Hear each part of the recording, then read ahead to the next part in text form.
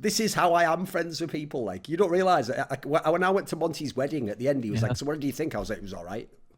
What do you want? I'm not gonna lie to you. It wasn't fucking awesome. It was just okay, wasn't it? You got married. Well done. Congrats. It wasn't me. I wasn't the one doing it. I was just watching. Why the fuck would I think it's that sick?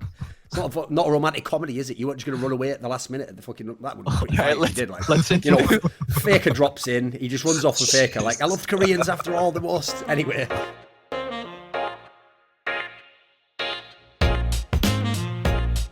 Okay, this is episode 8 of Listen, Loco. Still trying to get Loco to listen to me, still having to listen to Loco. You know, the show's title can be interpreted in many different ways.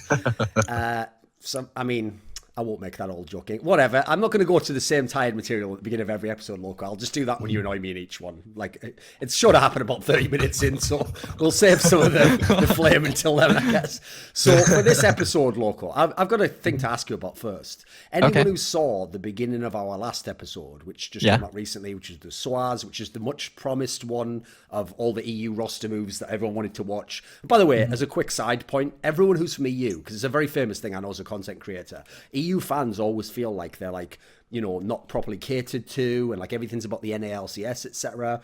And it's like, yeah, but that is like that's just factual. Like, that's just numbers. Like, the numbers for the NALCS are way better. Now, I can't lie. Part of the reason why is kind of unfair for Europe, because there are European people who are gamers and still play it, so they might watch NALCS, whereas you can't really do that if you're in NA, if you go to school or working, or if EU LCS starts. Logically, you can't watch it. So that's totally fine. But you have to realize, as content creators, we're not just going to tailor everything to you if you're just not as big, unfortunately. So EU, like, this season we will do more, because if you notice, we do the show like at the moment 2 times a week, so we might actually be able to do episodes about EU regularly. That would be pretty cool, I think. Who knows, we could actually get Loco to watch a whole split of the EU LCS. That might be amazing, except now it's called LEC, but whatever, you know what I mean.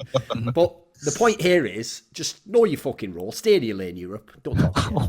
Like, so anyway, I'm even from Europe, I can say that. Let's not isolate viewers, let's not alienate viewers. We love you, Europe.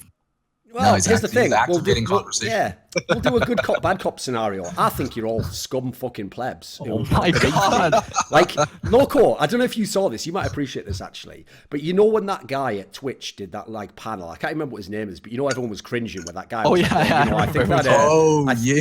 You know what he said? Like, you know, the problem is I think that viewers are like, well, it's not that I'm better than them. Yeah. I'm just bigger than them. Like, you'll appreciate this. I actually got that, and everyone else was responding like, wow, cringe. Wow, this is so fucked up. I just took that and I did a tweet where I said, hey, at Monte Cristo, I found our spirit animal, and he agreed. He was loving it. He was like, this is brilliant. Like, because that is how we actually unironically feel. We actually do think we're better than everyone. So that's not my fault. If you all have got some insecurities, just fucking do it.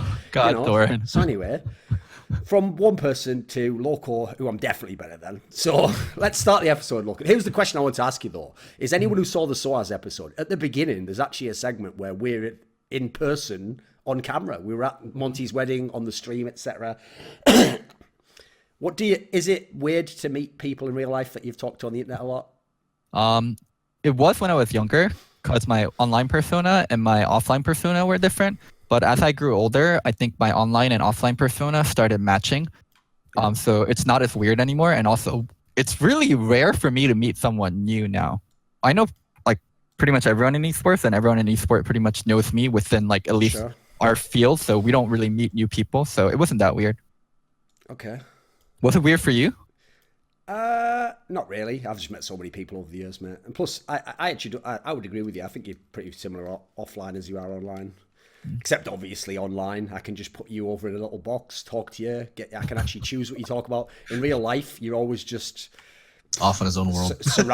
You're always just surrounding 2 to 3 hot gaming girls, like fucking. That's not true. Oh my God! Vultures around a dead bison in the fucking Arizona desert, mate. Like, why do you like this? Why can't we just be friends? Why can't we just be more friendly? Because you have to realize, this is how I am friends with people. Like, you don't realize. When I went to Monty's wedding at the end, he was like, so what do you think? I was like, it was all right. What do you want? I'm not gonna lie to you. It wasn't fucking awesome. It was just okay, wasn't it? You got married. Well done. Congrats. It wasn't me. I wasn't the one doing it. I was just watching. Why the fuck would I think it's that sick? not a romantic comedy, is it? You weren't just going to run away at the last minute at the fucking... That would be pretty Alright, funny if you did, like, let's you know, Faker drops in, he just runs off with Faker, like, I love Koreans after all the most. Anyway, so even though Loco's, again, attempting to tell me how to do my job, the guest for this episode is Nick Phan, a.k.a. Swaggosaurus, but that was actually his old alias. Now he's a professional man, you know. He's buttoned up, he's got the suit, he's working for Flyquest. Let's just start there, actually, because I have asked this question in past episodes. What actually is like Flyquest supposed to be about? Like, I'm not. I assume it's an American company, right? What is like the concept of the branding, or what is it as a company? I don't even really understand.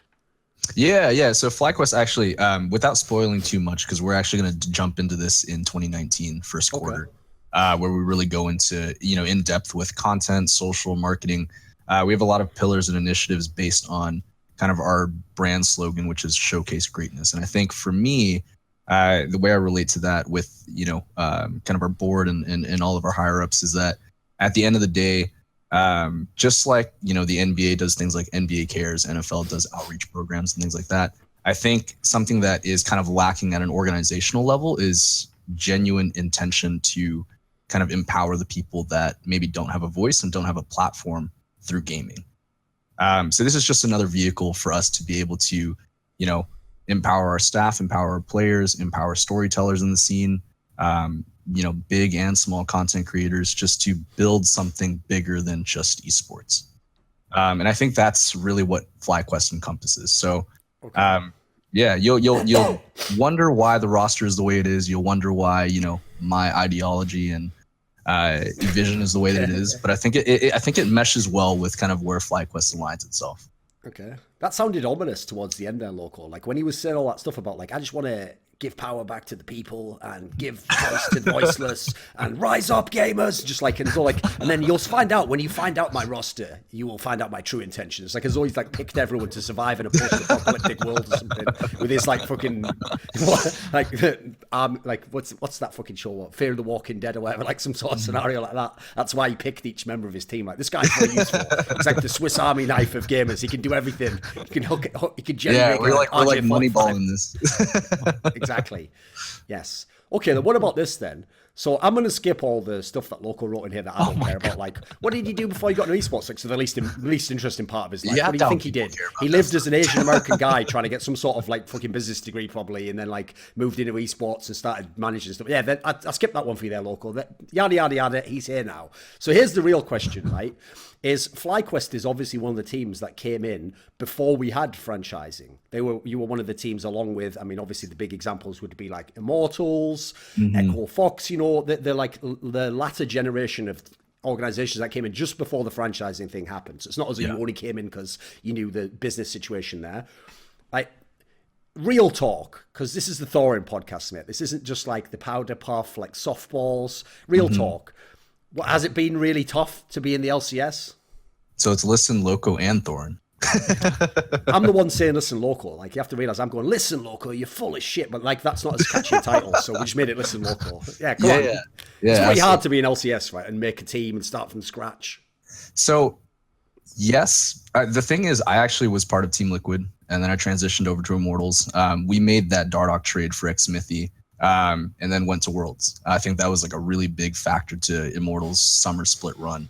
But then coming over to Flyquest after Immortals was removed from the franchise conversation, it was tough this year because I think a lot of it was transitioning from kind of the way things were done and approached in the previous year to how we wanted to roll into the next 3 to 5 years.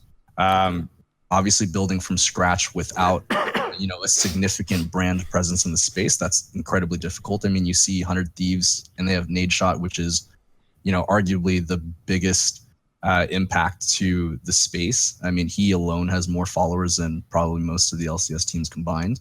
For people who don't know, in case someone's like a modern day fan, on a much lower level, because the scale was smaller, Nadeshot was kind of like the ninja of the days before. Like, he was easily the biggest Call of Duty streamer, and at the time, stuff like CSGO wasn't even that big a game. So, like, actually, he was a pretty big deal. Like, that's why people know him. Like, I know him, and I've never watched Call of Duty, So, like, just as context for what people are saying. Yeah, go on. Yeah, so this is basically when, Halo and COD were all big, and that's where he really made his name. So, starting from scratch, I think I put us in line with even though we had that year, to, level up and try to figure out our path, I still put us in the same vein as Clutch and Golden Guardians. You have to create a niche identity in the space, and that's really, really hard to do when everything leading up to this franchise model has been, are you a good team because of winning, or like, are you irrelevant? And that was really only the delineating factor for whether the team or a brand was relevant or not. Okay.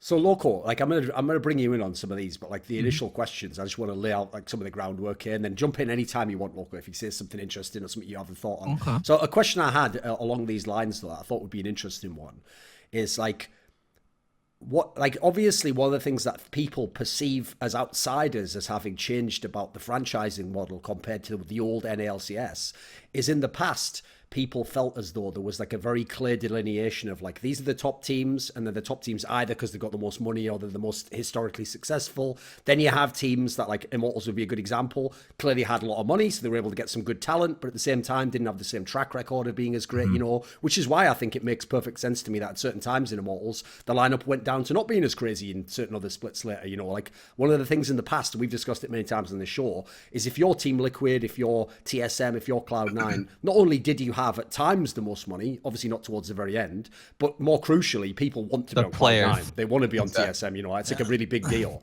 right? Yeah. Has that actually changed with franchising? Because I already can see in traditional sports models, it clearly exists. Like, it's a lot harder to make a championship team from like the Minnesota Timberwolves or something. It's going to be a lot easier to make a team for you, the Los Angeles Lakers, and people want to go to LA, and there's a history and that stuff. Has franchising actually impacted that? Is it like easier to get big name talents, or to get potentially like, an MVP type caliber player to join your team from the beginning? Because it seems like in the past that was always the challenge, right? Is it still tough? I still think it's tough. Even if you're Team Liquid, even if you're 100 Thieves, I mean, it's still tough. It really depends on kind of where everyone's money is at right now. I think that's still one of the biggest factors. And I can see that changing in 2 years.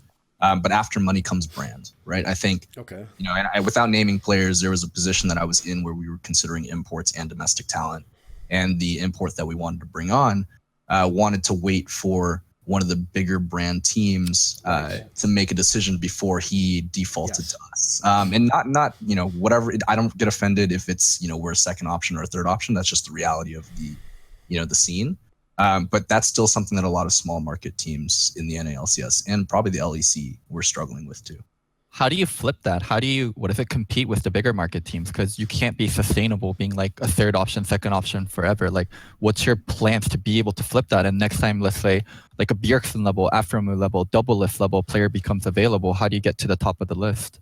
I mean, low hanging fruit, right? You either have to win or you have to be a really big contributing factor to the growth of someone's brand. So, no one really knew what 100 Thieves was when they first came into the scene in the first year, but you already knew off the bat with someone like Nadeshot, there was a really good pre-existing knowledge of how to create and develop someone's brand.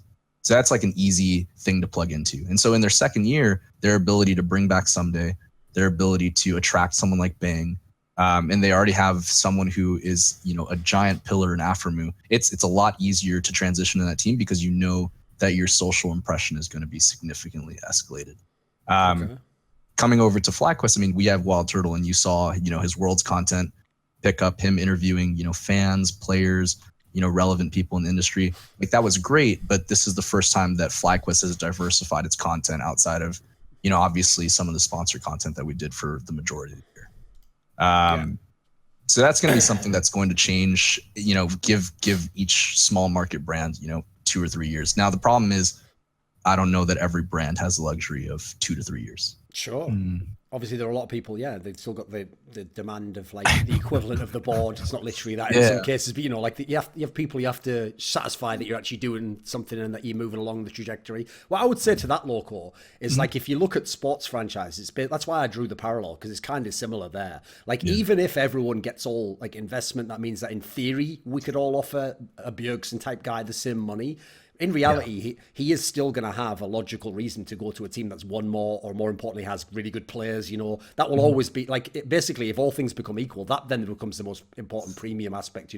So the key part to me is like there's like a few simple ways that you could potentially make it as a smaller franchise. You either have to go the route of literally like just accepting like, oh, we're going to be like more of a budget team, and it's like, right, what we'll try and do is like min-max the league. So we'll try and like spend not the most, but also like gamble on a couple of rookies that are promising, like get a guy who like maybe you can like redeem him, like he was pretty good like 2 years ago, but he just had an off year, and that's why Cloud9 or someone doesn't want him, but we could get him. And if the key thing is here, as I'm alluding to, is if you gamble on someone like that, that's a key move that you see in sports franchises. If you're a lower down franchise, one of the best moves you can do is try and gamble on the right veteran player who was a star. So someone who just dropped off being a star, so you'll get him for a reasonable price. But then if things went perfectly, I mean, you can look at the team they've done now. I would say that they've done this in Flyquest. They got Flame, they got Wild Turtle. These are all people who've been among the best at their role in their region. So when you get someone like that, you're not always gonna. It's not always gonna work out. There's gonna be a whole bunch of franchises it won't work, but there'll always be one or two it does work for, and someone revitalizes their career, and all of a sudden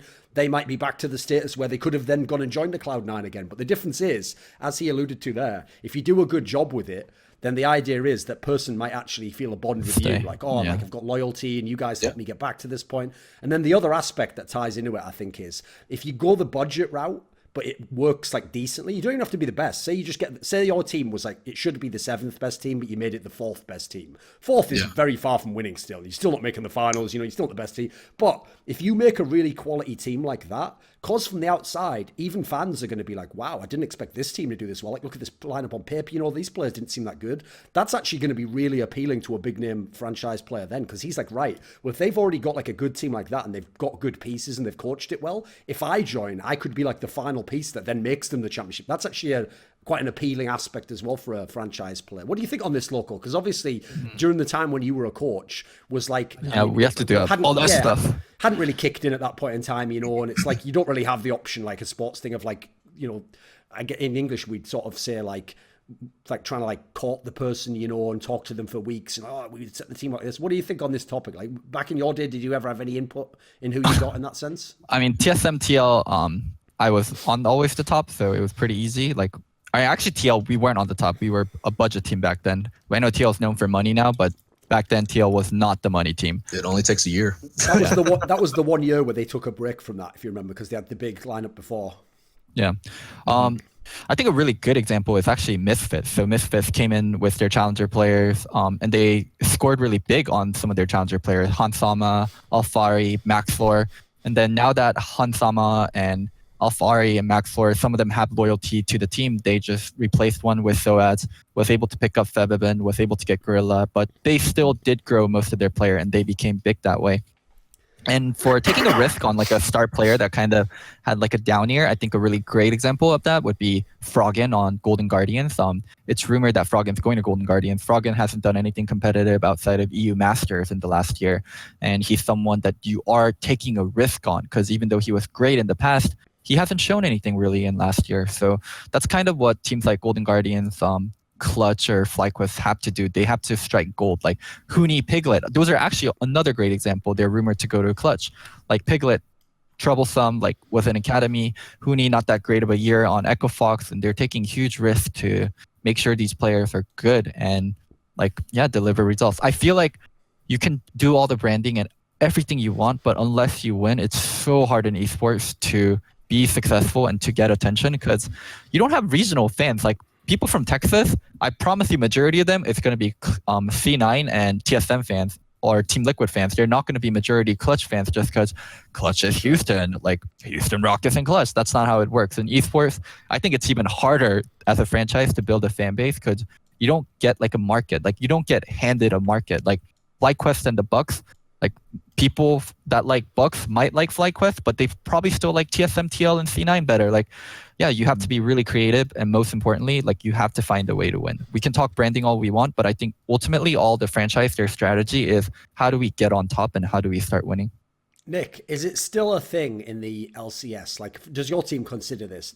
Do things like if someone has a Twitch stream, if someone has like a decent Twitter following, do those things still matter for getting recruited to a team like Flyquest? Yeah, it has to matter for every team. I think like content licensing is still a big, discussion point. The thing is, the primary business for all esports organizations is still the same.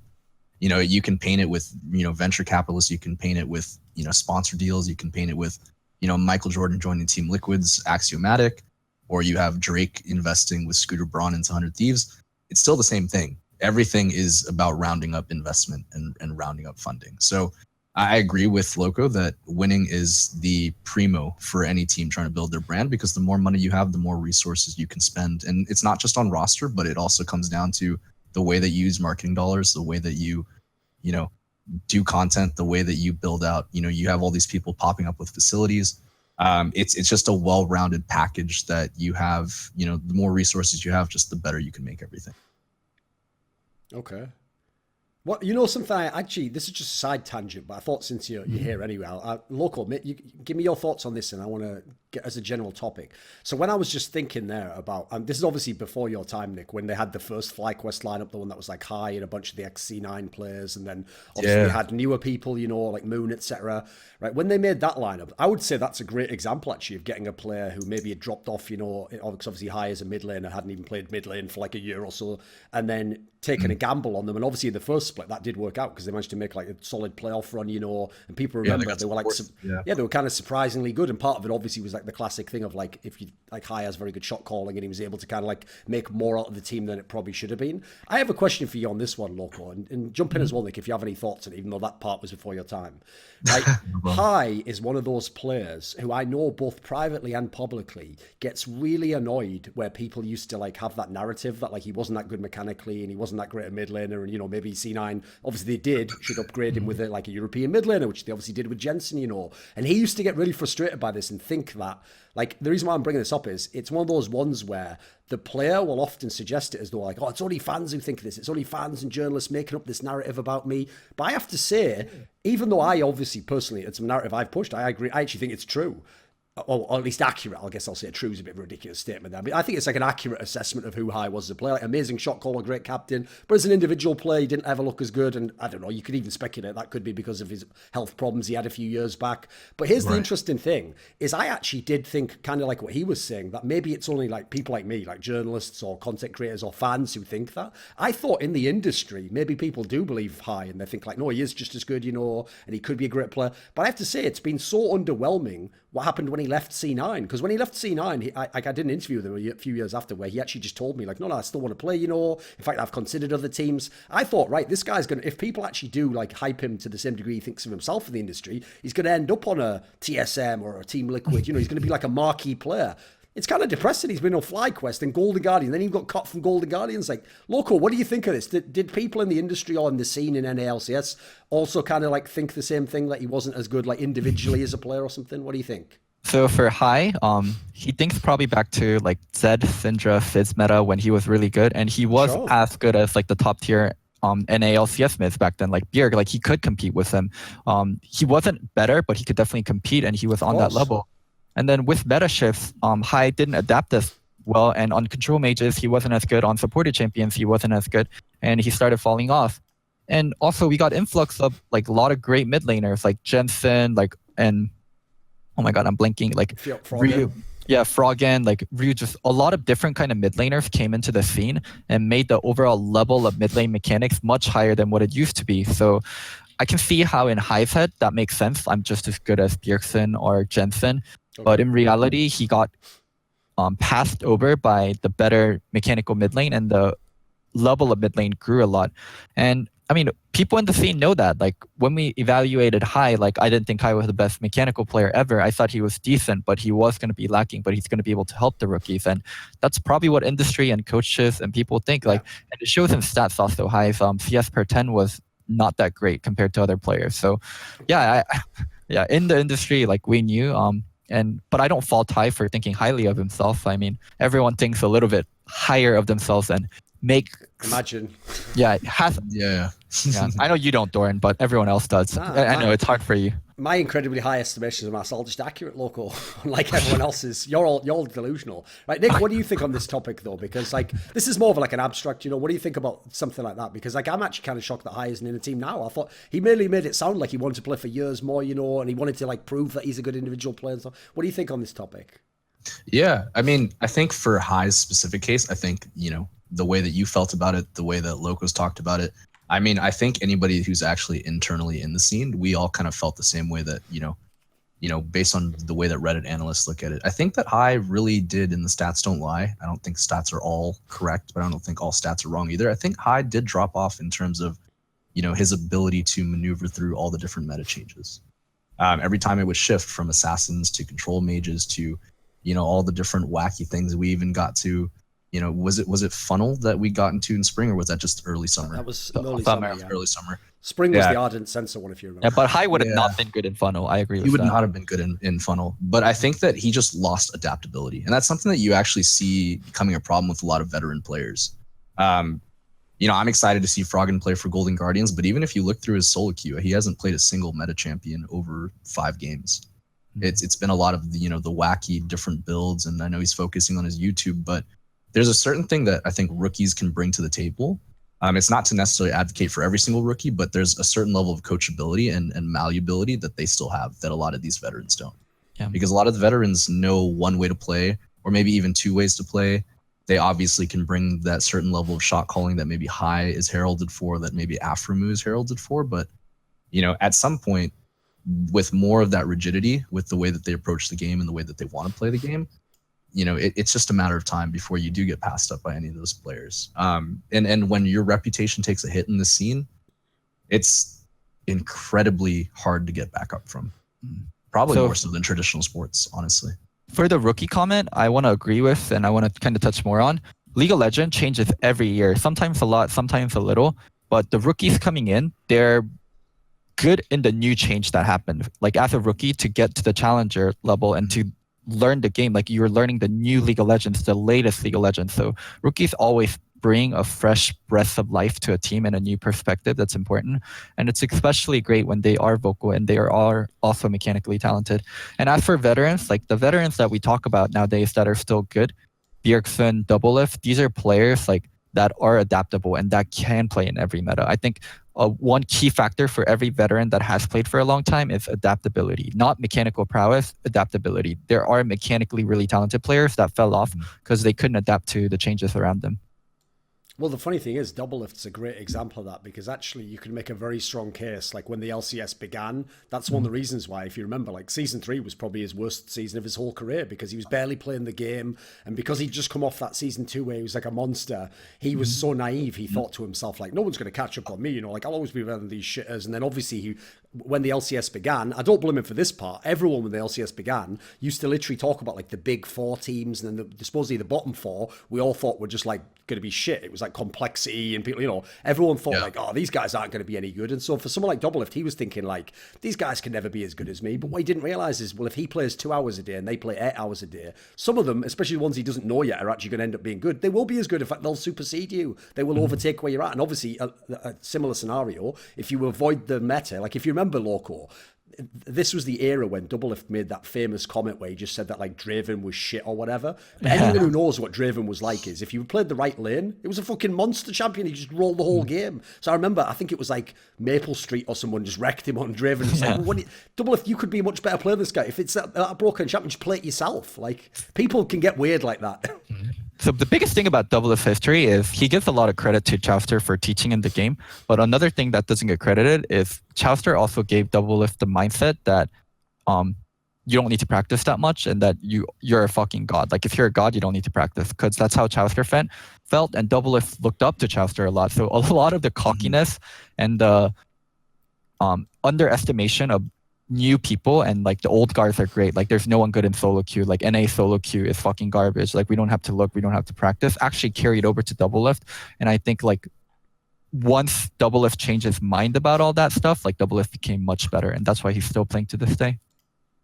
Actually, like I will move this on in a second, but just a final topic on that actually that I think like ties into it as well is, that's one area I actually always personally took issue with Jensen from Cloud9, because he's even said in my Reflections interview with him, I've heard him say a number of times, that the reason he was never going super ham, like streaming and doing tons and tons of solo queue, is because he also literally used to be like, they're all just shit, I don't learn anything. And it's like, that's such a bad mentality, mate, because I know what you mean. What you mean is this random guy in NA Challenger can't like force me to play way better and play at my peak level. But like actually, if you want to be the absolute best player, you have to find a way, even against that shit guy, to like practice something that's worthwhile, or find some way that it like helps you, or some way that you improve. Whether he can give you the resistance or not, you can play as if. Like, for people who don't know this, if you ever go and look at some of the best like NFL quarterbacks, they actually run the same routes like in practice with no defenders. Obviously, you just run them with the receiver, you know, the receiver and the quarterback, and they don't just run it like half-assed, like, well, you know, there's no one covering me, so I can just run like this.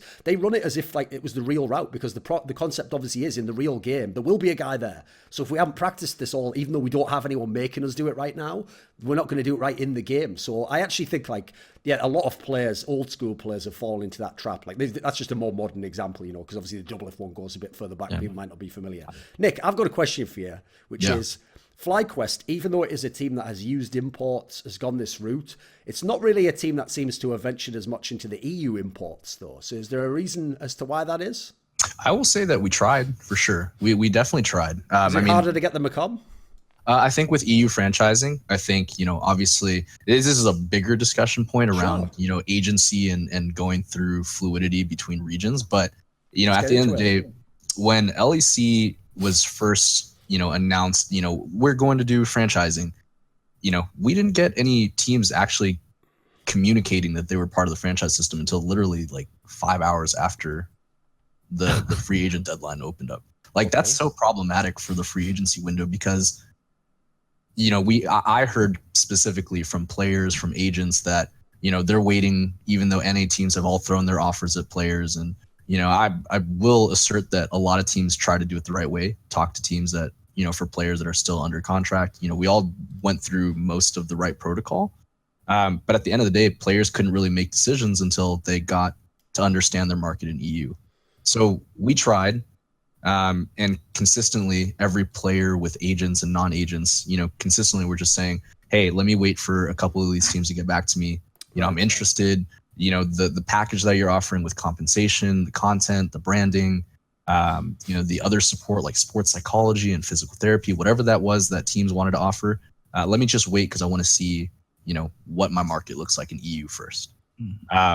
I mean, Thorin, you know this well too, right? CSGO. How hard is it to bring a European over to NA? Oh, it's famously very, very hard. Yeah, I will say on that one, there is like one slight difference though, which is the one difference in CSGO. And I've had to tell this sadly to people like Jack and Steve when they tried to get some of these players.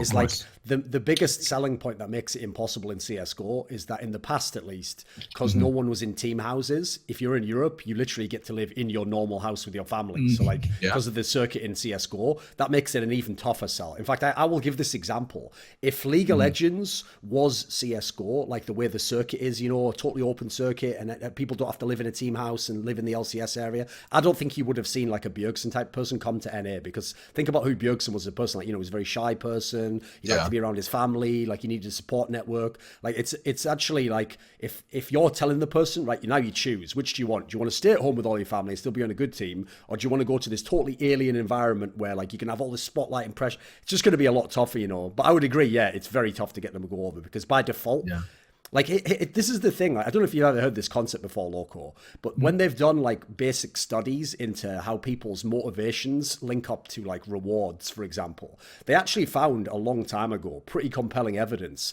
that people aren't actually motivated by pure money. Like, once you get over, I think the threshold is usually quoted as something like, once someone makes like $60,000 a year, they don't do more work. As in, if you're just an employee and I pay you, you know, whatever it might be, $3,000 a month. If I then say to you, I'll pay you $5,000, but you have to work twice as hard, the tolerance for that is you won't do it. You'll probably just do the exact same job and just try and get the 5K. Like, the problem is, what makes the people who are like exceptional do more is they just have that in them anyway. You know, they have drive, or they're perfectionists or whatever. Like, the raw money alone won't do it. So what I'm getting at here is, if you tell someone who's got the option of like lots of things that are kind of like real life perks, like be with your friends and family, be in your hometown, like still be very good, you know, maybe be on a top team still. If you tell that guy, like, even if you tell him I'll pay you 3 times as much, that money doesn't feel, it's not tangible to him, you know, it's just a number. So he's going to think like, I'd like to, you know, that sounds good, but he's probably going to just side with the things that he knows are real, like getting to be at home, getting to be in his home country, speak his home language. Unfortunately, those will generally outweigh that. That's why I'm impressed when people do come to NA. But I have to say, it's been a bit depressing, some of the people who came and either were bad or just went after 1 year. That makes it feel like we haven't fully, put it this way, we haven't fully established that sort of import connection to EU there, which is kind of weird if you think about it, Nick. What would you say to this? Because I still think that's the most untapped market in all of League of Legends, especially because now with the EU franchising, what I'm about to say probably isn't as possible. But think about it. There were a number of years where NA teams had sometimes 3 or 4 times the money to get players. But the problem is, if you look at how NA imported, they always wanted a big name. They wanted a Korean, or if you want an EU player, it has to be it needs to be Froggen, or it needs to be some big name player. I think the area I think everyone missed out on the most is the reason why I'm so impressed that EU consistently outplaced NA all these international tournaments is because EU often had to do it with new players. It was like rookies coming in the LCS, and then one of them turns out to be really good, and he turns out to be Perks, and then another guy comes in, and he turns out to be Wonder, and EU has found so many new players year on year on year. Well, the part that NA never figured out is, obviously, some of these EU teams just have to gamble on the promising rookies. But I've noticed no NA franchises ever really did that. They never tried to import just the star up-and-coming challenger rookie. They tended to always want the big name or just the Korean. And I think that was probably the missed area, because you could have got some of those people cheap, maybe even, if you took a gamble on them. But if they'd have worked, they would have been, potentially an amazing player. What do you think on that topic? Well, I mean, think about this too, old school, right? It's like when you have people like Steve who had to front money, take out money for whatever to start, Curse Gaming, right? And then eventually merge it with Team Liquid. Again, what's the motivation? How do you keep your small business afloat? You try to get as much money in as possible. Sure. So sometimes you need those big names because, most of the time the big names are going to be those guys who are legendary players, who have the market. If you throw them on a stream, if they'd never streamed before, they can still probably pull concurrent viewers up to 1,500 at any given time. You bank on that gamble because it's not really a gamble at that point. How many other guys are, I was an LCS champion 2 years in a row. How many guys can you bring over like that? There's not a significant amount, but yeah, NA had just a much larger bankroll. I still think NA does have a larger bankroll than EU, given the point right now. Likely. Yeah, I mean, you're going to have your TL. Even Echo Fox had a big bankroll. I'm sure that they're going to make some adjustments. 100 Thieves seems to have a pretty decent bankroll.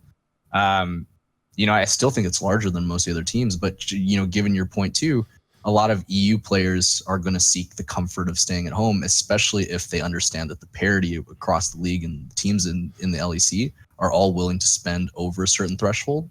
They're going to be more incentivized to stay. I think that the reason why North America had such a trouble with rookies is because you saw old teams, you saw Velocity, you saw Complexity, you saw Coast, you saw even Dignitas. One bad split, not even a season, one bad split could spell your team being completely irrelevant. You lose sales, not even considering merchandise, but you lose sales in terms of the consumer just watching your content, tuning into your games. There's still a giant discrepancy between when TSM plays Cloud9 and when Golden Guardians plays Clutch Gaming. That's just the nature of big ticket and small ticket matches. Sort of like UFC, sort of like NBA, sort of like the NFL. And that's just a hurdle that teams have to get over. I think that's the best way I could put it, and that's the best perspective I can give on it. It's just at the end of the day, you're going to only have 1 or 2 teams that can do that. And then every other team has to find a way. But that's the NA issue, or that's the issue that I have with NA, is everybody just tries to copy and piggyback off of what someone else did to succeed. Speaking a little bit on EU franchising, what do you guys think of the whole G2 perks and caps and Ocelot poaching thing? First it was just little drama, Ocelot posting a picture with 2 caps saying the perks of my job is I get G2 caps for free. And then the Sam Matthews guy from Fnatic responded is the perks of my job is I don't have to poach. And then Sam Matthews is the founder of Fnatic, by the way, in case anyone's wondering. Mm-hmm. And I thought it was just rumors, because poaching is looked at lightly for some reason, but it's like tampering. It's like breaking contracts. It's like a huge deal. Like Loco, fans. that's because it's like, here's the thing, it does exist in like European soccer, etc. You know, you can get punished for that if you do that, but you have to realize it's much more of an American thing. Like, I've often had to explain this to people. It basically, the reason it's such a big deal in America is because the American sports leagues are franchised, and so in a franchise model, even though in the game we compete against each other, we're all supposed, that's why Riot has that term, which is a great term for it, we're all supposed to be partners. Everyone in the NFL is a partner with each other, and what we're all hoping is the NFL succeeds. Now, if on top of that your franchise wins the Super Bowl, that's a bonus.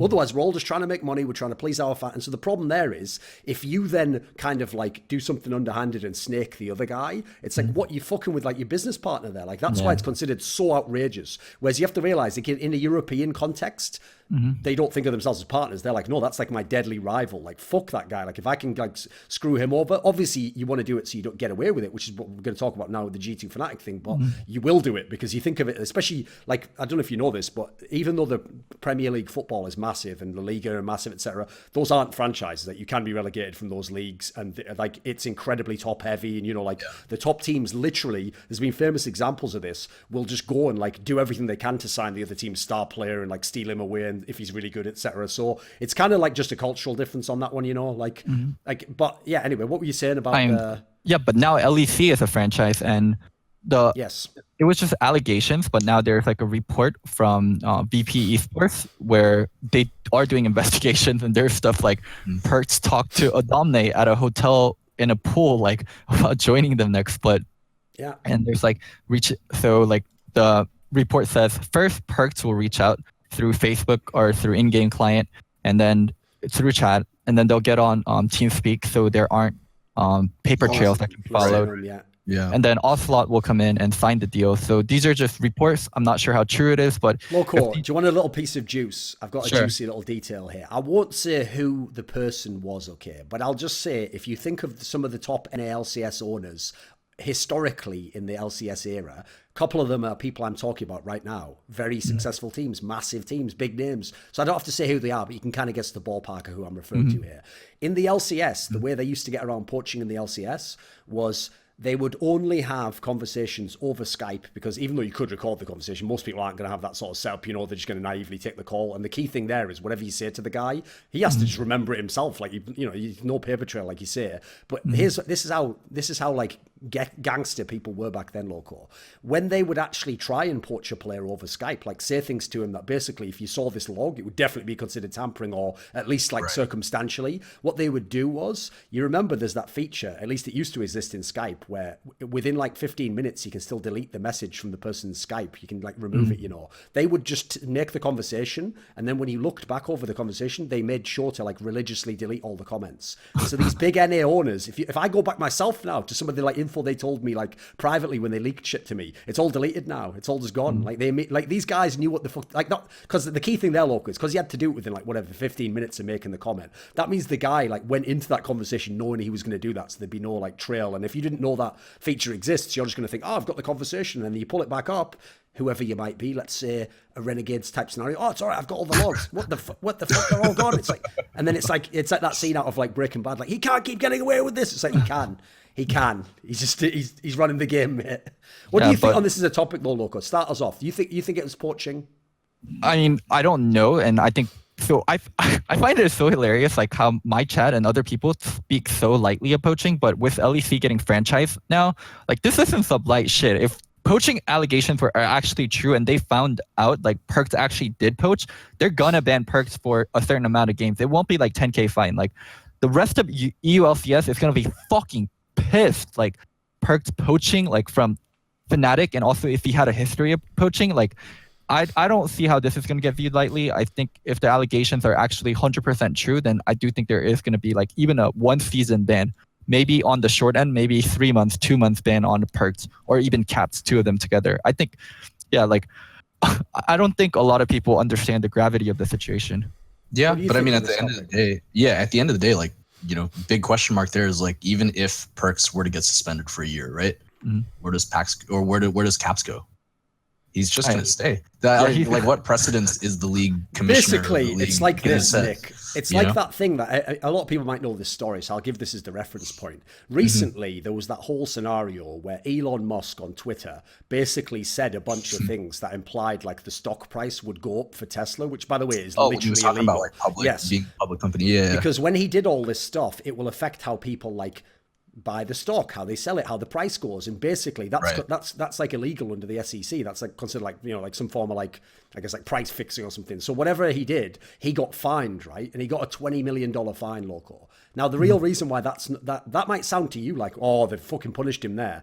Well, no, the point is there. If his company, like, I'll give an imaginary number here. If his company really had benefited, and in like a year from now, that ends up meaning they make 100 million, I'll take that slap on the wrist all day long. Like, just give me the 20 million fine. I'll take the 80 million. Yeah. And because that's the problem in this scenario, isn't it? Like, the only real way to properly punish them would have to be something like the deal's null. We like invalidate the trade or something. Exactly. And you can't have caps because you're right here, Nick. Even if they suspend him for 5 games, I'll take 5 games if I get to steal Fnatic's best player and have maybe the best mid laner in the West. Like, I'll take that deal.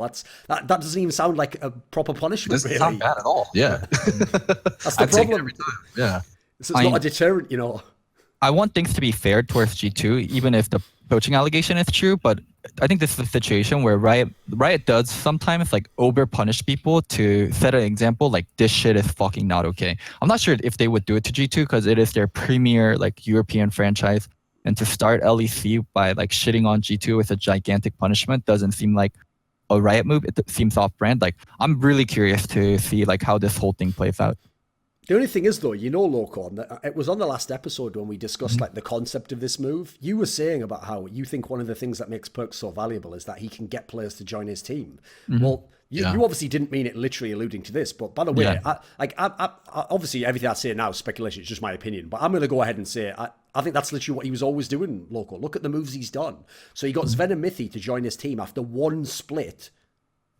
Like, they just came after one split of the LCS. Then he got Yankos to come and join him, and Wunder came and joined him, and now he's got fucking Capscom. Like, this might sound like an abstract point, but think about it. The real reason why this guy is now OP as fuck is because Perks himself is an amazing player, and because he's an amazing player, he's using that factor with potentially some shady behavior that we can't prove, but I can go ahead and speculate that it's happening. And the key thing is, obviously, he's going to win out there because he's got 2 reasons as to why he can get a player. You have to wait until his player's available and his contract is the off-season. Right. You ask his team, you can talk to him. Then you can present your vision. Perks can be the guy where he messages the guy and he's like, hey, in G2, we can pay you better than they are there. And hey, why don't you come play with me? Let's win the championship next season. That's that alone, it doesn't take much when you're someone like him, but that's like an amazing draw to people. People would want to come to a guy like that, especially because remember, if you do it poaching style, you don't have to wait till the off-season. That is the most valuable part. If I could tell you right now, if you're a star player and your team at the moment's like mid-table, and I can tell you like, listen, dude, we're number 2 right now, but we'll take you on the next season. We're looking for a player like you. You're going to start thinking about already. You already are going to have got that vision in your mind that it's possible before the off-season even begins. Like, as Nick was saying here, for someone like Flyquest, they have to wait till the off-season starts. Then you might have like a week where some of the players are available, and in that week, if you're not the biggest brand, even worse, they're telling you like, I just want to hold off a little bit while I wait and see if like basically someone like Hotter will come and date me, and you're like, fucking hell, all right, like you're just sat waiting by the phone, waiting for it to ring. It kills small brands like Flyquest. Like, if poaching is like not regulated and not like heavily punished, like then small brands can never like land big players, like from all the manners you said. So this is very messy business, and I do think like we should be careful also. Maybe they didn't poach, maybe they did poach. Like, we can't say definitive statements, but the results of this is going to be really impactful for both LEC and NALCS. NALCS, like with the whole poaching thing, I know Riot really did want to punish Renegade for other reasons just beyond the poaching, but it gave them a great example to like blast Renegades out of NALCS. So, I mean, that was easier. It was a brand that they didn't necessarily care about that much, right? Like, imagine if that was TSM in the discussion. I think the punishment or whatever would be levied completely differently. I think it's just a tough discussion. I actually would love to see, probably not in the next couple of years, but at some point, a salary cap, collective bargaining. That requires, the franchise partners to actually treat each other like partners, both NALCS and LEC. But, having to have that weight for small brands where we have to sit there and let all the top talent kind of cascade through the top teams first before we get, crumbs at the table. I think a salary cap would be a significant impacting factor to that. I think then at that point, what if Team Liquid can only offer a max salary of 800K to a player, and then, well, hey, look, Golden Guardians or Clutch or Flyquest can now do the same thing, right? Now you can only have one or two of those premier players, and now you have to be a lot more judicious with where you import. I think that would be significant. Obviously, there's a lot of other factors and a lot of unintended spillover consequences from having a salary cap. But I think that at some point in the league, that would make, the parity in the league, it would just create a much healthier environment. What do you think, For sure. Loco? I mean, salary cap has to go that way, or Team Liquid and 100 Thieves, like, I can't give an exact number, but their bankroll and the amount of money they're spending on players is like dwarfing some of the smaller teams. I would say double or sometimes even triple. So what to say? At least last year, I think there were teams that had 3 times less the bankroll. Or at Well, least here's the key thing to me. Is like, here's the thing. Like, if anyone knows like my general philosophy on esports, etc., I personally wouldn't ever want something like a salary cap, because I personally don't want franchising. Like, I believe in like meritocracy basically. So if someone really is an unknown team and they can beat you and get in the LCS, for me, I'd just say fuck it, because I'm not a team owner, so I'd have to be selfish and want to think like, what's good for us. I can just think what's good for the game and what I see on the screen. I can be selfish in my own way. But I will say, to be pragmatic, I actually think, and this is a very unusual that I would have this opinion, I think that at the exact moment we're at now would be a good thing if they made a salary cap in the LCS, in the franchised LCS, because this is the key reason that's different.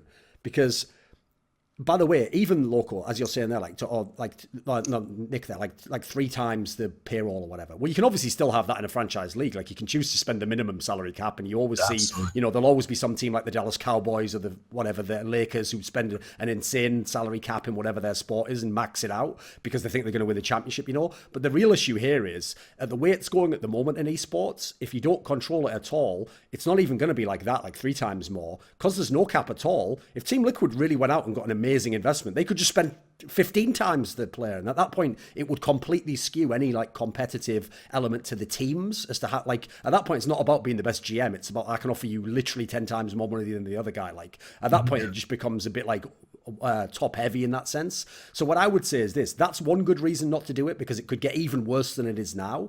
But then secondly, because that's the part no one thinks about, by the way, everyone thinks about franchising the other way. Oh, it's going to be great, now even the bottom teams will have money. Yes, but why do you think the people who pushed for franchising were like Steve Arneset, Reggie, Jack? Because they're planning on, while the bottom little scrub gets a few million, they're going to try and get 70 million. Like, they're trying to blow the doors even more off this motherfucker. They're trying to make it more top heavy. So what I would say is this: at the moment, bearing in mind esports is absolutely not actually founded on anything tangible. It's basically like market confidence. Like, as long as companies think these, as long as companies think these orgs are worth that, that's why they'll invest. Well, the problem is, at the moment, you have to add in that, for example, in the LCS in League of Legends, we have clearly seen mad inflation. That's just because as people take an investment, they spend more, and then your rival has to spend more, and then someone tries to get even more investment so they can outbuy you. And that is obviously not good for all of us if we're partners within a league. Like, why would we all wreck each other? It would be like if me and you, Loco, both really wanted like an antique comic book, right?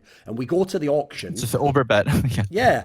All we do is me and you just run the price all the way up. And at the end, if we'd have just said, you know what, I'm sure there'll be another one that you'll want. If you'd have just let me have this one at the lower price when no one else wanted to bid, I could have just had it reasonably. You could get another one next time and I won't go ham. But if we compete against each other, neither of us really wins. Like, even if I win the comic book, I had to spend so much fucking money for it that the I wouldn't have auctioneer otherwise. wins. Yeah, the person who wins is the one who sold the comic book. You're right. Like, neither of us actually win there. Like, I win marginally because I got what I wanted, but I spent way too much more and I could have got it for a lot less. So that's why actually at the moment I think a salary cap could be a good thing, because then it wouldn't like incentivize teams to take risky gambles with investments or to just pointlessly outbid each other. Like, I'll give you a very quick example of where this happens in life, where people haven't been able to implement this. So you know a little bit about MMA, right, Loco? Yeah. Right. One of the things about MMA that outsiders might not understand is that the reason why the weight is so important, that they have to weigh in at a certain amount, is because almost everyone in mixed martial arts actually weight cuts as heavily as they can. Like basically the most weight you can cut, like if you can cut 30 pounds, you go to the weight class that's like 20 or 30 pounds below you. If you're someone who has a harder time, you can only cut 15, then you go to the 115 below you. Because the concept is, if you can weight cut as well as you can, because you put the weight back on after the weigh-in, you can come into the fight heavier than the other guy. So as a result, right, people are basically abusing a loophole in the rules. Now, the problem with that, right, is that it means collectively, it's like the example I gave about the auction. We're going to end up in a scenario where even if I'm the best at cutting weight and the best at putting the weight back on, I've still wrecked my body. Like, it would be way cooler if we both just agreed, like, let's just both weigh, right, I'm 175, you're 175, right, we're in the same weight class. Let's just not wreck our bodies and we can have a better fight and the same business. But the problem is, you see the example there, they're not they're not partners, they're against each other. So as a result, they will wreck each other as a war of attrition just to try and get the edge over the other guy, even if it wrecks you personally. So it's a kind of an abstract point, but I thought it was an interesting one to make anyway, because that's one reason I think actually it would be good. And also, by the way, in a world where it's a franchise and we want the league to succeed, that's also the reason they invented salary caps in America, because they wanted it to be that, like what I said before about small market teams, they want it to be that someone good is going to go and play for the Minnesota Timberwolves because he's going to get a max contract there. He's not going to be like the fourth best guy on the Knicks and make like a quarter of the money. Someone's going to do that, and that's better for the league in general, because that means every time someone watches the Timberwolves game, there's at least one really good player. There's someone to make you want to watch the game and make it interesting. Whereas if it was like the LCS a few years ago, think of some of the bad teams we had at the bottom where like no one gave a fuck when these teams played. In fact, you look at the calendar and you're like, it's a free win, it's not even worth watching. So a bit of an abstract, but that's one of the few areas where pragmatically I would agree with you. I think maybe salary cap could help. Yeah, lift the floor of the league. I think you can find small ways to lift the floor of the league, and if you do that, you just have a better league. And I hope that's how people are approaching it. That's how we're approaching it personally. Obviously, it's biased because we are a more small market team, of course, yeah. I just think it's healthier for the league if that happens. I don't necessarily need to be that team that is going to Worlds every single year and winning every single year, but bring the gap closer. I think if we're able to do that as a collective partnership of 10 franchises plus the league, we're all better for it, to be honest. Because here's the thing, Loco, like the key thing that would do is, like, I'll give you the best examples, like the NFL. In the NFL, one of there's actually a famous saying they have that sports leagues like the NFL are literally designed to stop dynasties. They don't want a team to win 5 Super Bowls in a row. Like, it's never happened, but like, they don't want anyone to do that because they think that's like a negative for the league. They think it's not as interesting. Also, obviously, it means if you're at the bottom of that pile, just as I might win 5 Super Bowls in a row, you might be like the Cleveland Browns, just lose every game for like 3 seasons or something like that. Like in that scenario, that's really depressing, right? So one of the things that means as a knock-on when you make these salary caps and stuff is now it becomes like, even if you literally win the Super Bowl, first of all, you will definitely lose some of your players, because now that they're on, like, they've just won the Super Bowl and they're like the 10th best player on your team, why would they stay on your team for what they're on now when some other team will pay them double that because there'll be a star player on that team, like, oh, we've got a Super Bowl champion at this position. So first of all, you will lose players, so you'll have to rebuild anyway. And then when you rebuild, because you're already paying your best guys like pretty much the most you can, you've got your franchise player, you've got your big contracts, that means even the best team has to still be smart about how do they recruit, what draft picks do they take, like how do they trade. It means that even the team who's the most successful has to still do a lot of work to succeed. You never get in the scenario like we've had in LCS where you've got a very successful core and you just add one different player each season. If one player plays bad, we get a new one. Like, the whole point is, to give you the analogy, this would be like if TSM had to remove Doublelift just because he could have got paid more elsewhere. Like, he couldn't have both Bjergsen and Doublelift in the same team. In that scenario, even if he, like, let's imagine he joined because, his value wasn't as great, he just left CLG, but then you win the championship a bunch, he's 100% going to leave because he's going to be the franchise player somewhere else, and then you make parity among the league. It does work. As a principle, it makes sense. Or for example, like, or if TSM really wanted to keep Bjerg and Double, then they would have to give up everyone else, like Bio, exactly. Sven, the other and players Hunter, that have to be kind of shit. Yeah. Yeah. Which, by the way, is a legit strategy. You can do that. Some teams will go with, like, we have a couple of huge names and then the rest are kind of like budget players that play around them. One thing I do want to mention is, like, okay, in traditional sports, right? We know, like, football is going to be around for another 10 years, like, but for esports and franchising, it's like extremely new, and the norm for esports is games not lasting, like Counter-Strike, StarCraft, or exceptions like that they lasted. So yeah, like franchising in esports is really new and in a sense like really weird. Like who knows like if League of Legends is going to be around. Like I mean, it'd be great for all of us if it is around, and like we're investing so much money that it would be around. It's crazy to think about, and I can see why the top tier teams are just like extremely hungry and more about now like spend, like get the best player and not really worried about sustainability. Like it's something like we have to worry about so much. Like so many of the bubbles been popping. Like Echo Fox, like that's a team where the bubble popped a lot. Optic, that's a team where the bubble popped a lot. Like Infinite had to drop tons of people from fighting games and other kind of games. Echo Fox dropped pretty much everyone on their fighting game roster other than like the two best performing. Like bubbles are starting to pop, and it's going to be about sustainability, and how we adapt in the next few years is going to determine like future, not just for League of Legends, of like other franchises too. They're following the same model where it's just all investment and no kind of sustainability or profitability. Like it's everyone thinks it's like great. Oh my god, franchise, it's so great. Like it's scary too. Like we could be going backwards in the next few years. Everyone's just so used to like the rise. Because by the way, to tie into this, just as a comment to give like more casual viewers a bit of context here, this is the biggest problem in esports, is that if you went back like 4 years, there were some teams in esports who were doing amazingly, like from their streaming numbers that will let them have amazing sponsorships. They were making a lot of money. Like either they were making a lot of money through the company, so revenue, and maybe the company didn't make much profit, but you know, like salaries were amazing, like the owner made a lot of money himself, or some of them outright were just literally making profit. They were making a lot of money. The difference is now in like the LCS era, practically no one makes money in that particular way. Like at the moment, it is all about, like, as I said, about like getting investment, about market confidence, like hoping that you can keep surviving, keep your spot. At the moment, like for anyone who thinks out there, like obviously the real joke here is Riot themselves made this mistake 2 years ago where Mark Merrill made that silly comment of like, why are teams not reinvesting in League of Legends? It's like, because they lose money, mate. Like, I don't know. He seriously seemed to imagine, maybe he just hadn't kept up on the last couple of years, but he thought we were back in that world where, like, you know, TSM just prints money by being in League of Legends. It's like, no, at this point in time, if you look at the rosters, people are losing money. Like, they're trying to just win. They're willing to trade profit for winning the league, you know. So it's kind of a tough spot to be in, right? Yeah. I mean, Nick, I mean, you're on the internal side. Me and Thorin are external. Like, how does it look for you guys? Same situation. I mean, TSM of old is still the same situation that every single team has right now. No one's making money. I mean, you hear the rumors, you know, about, you know, this first year of franchising. Not even just for League, but also for Overwatch, right? There's still a struggle in figuring out, you know, where the revenue share comes down to. How much are we really earning per capita? Yeah, for anyone who wonders, by the way, even though in the Overwatch League, for example, they said that they'd had like some of the highest sponsorships in esports, there's the key detail. They only said the sponsorship was high. They have never, ever claimed that anyone's making profit. And I can tell you from behind the scenes, nobody makes profit in the Overwatch League either. Obviously not. Like, think about the money you buy in alone. Like, nobody's making that much revenue off a league. Yeah. And like, when are you supposed to make that money back? I mean, there's a promise that, you know, in the valuation will go up. In 10 years, we'll all be billionaires. Yeah, you know, and that's the thing, is like, none of us really know. I mean, hell, when sponsors invest in teams and you know, let me do a 1-year contract, you know, I'll buy these assets off you for X amount of money.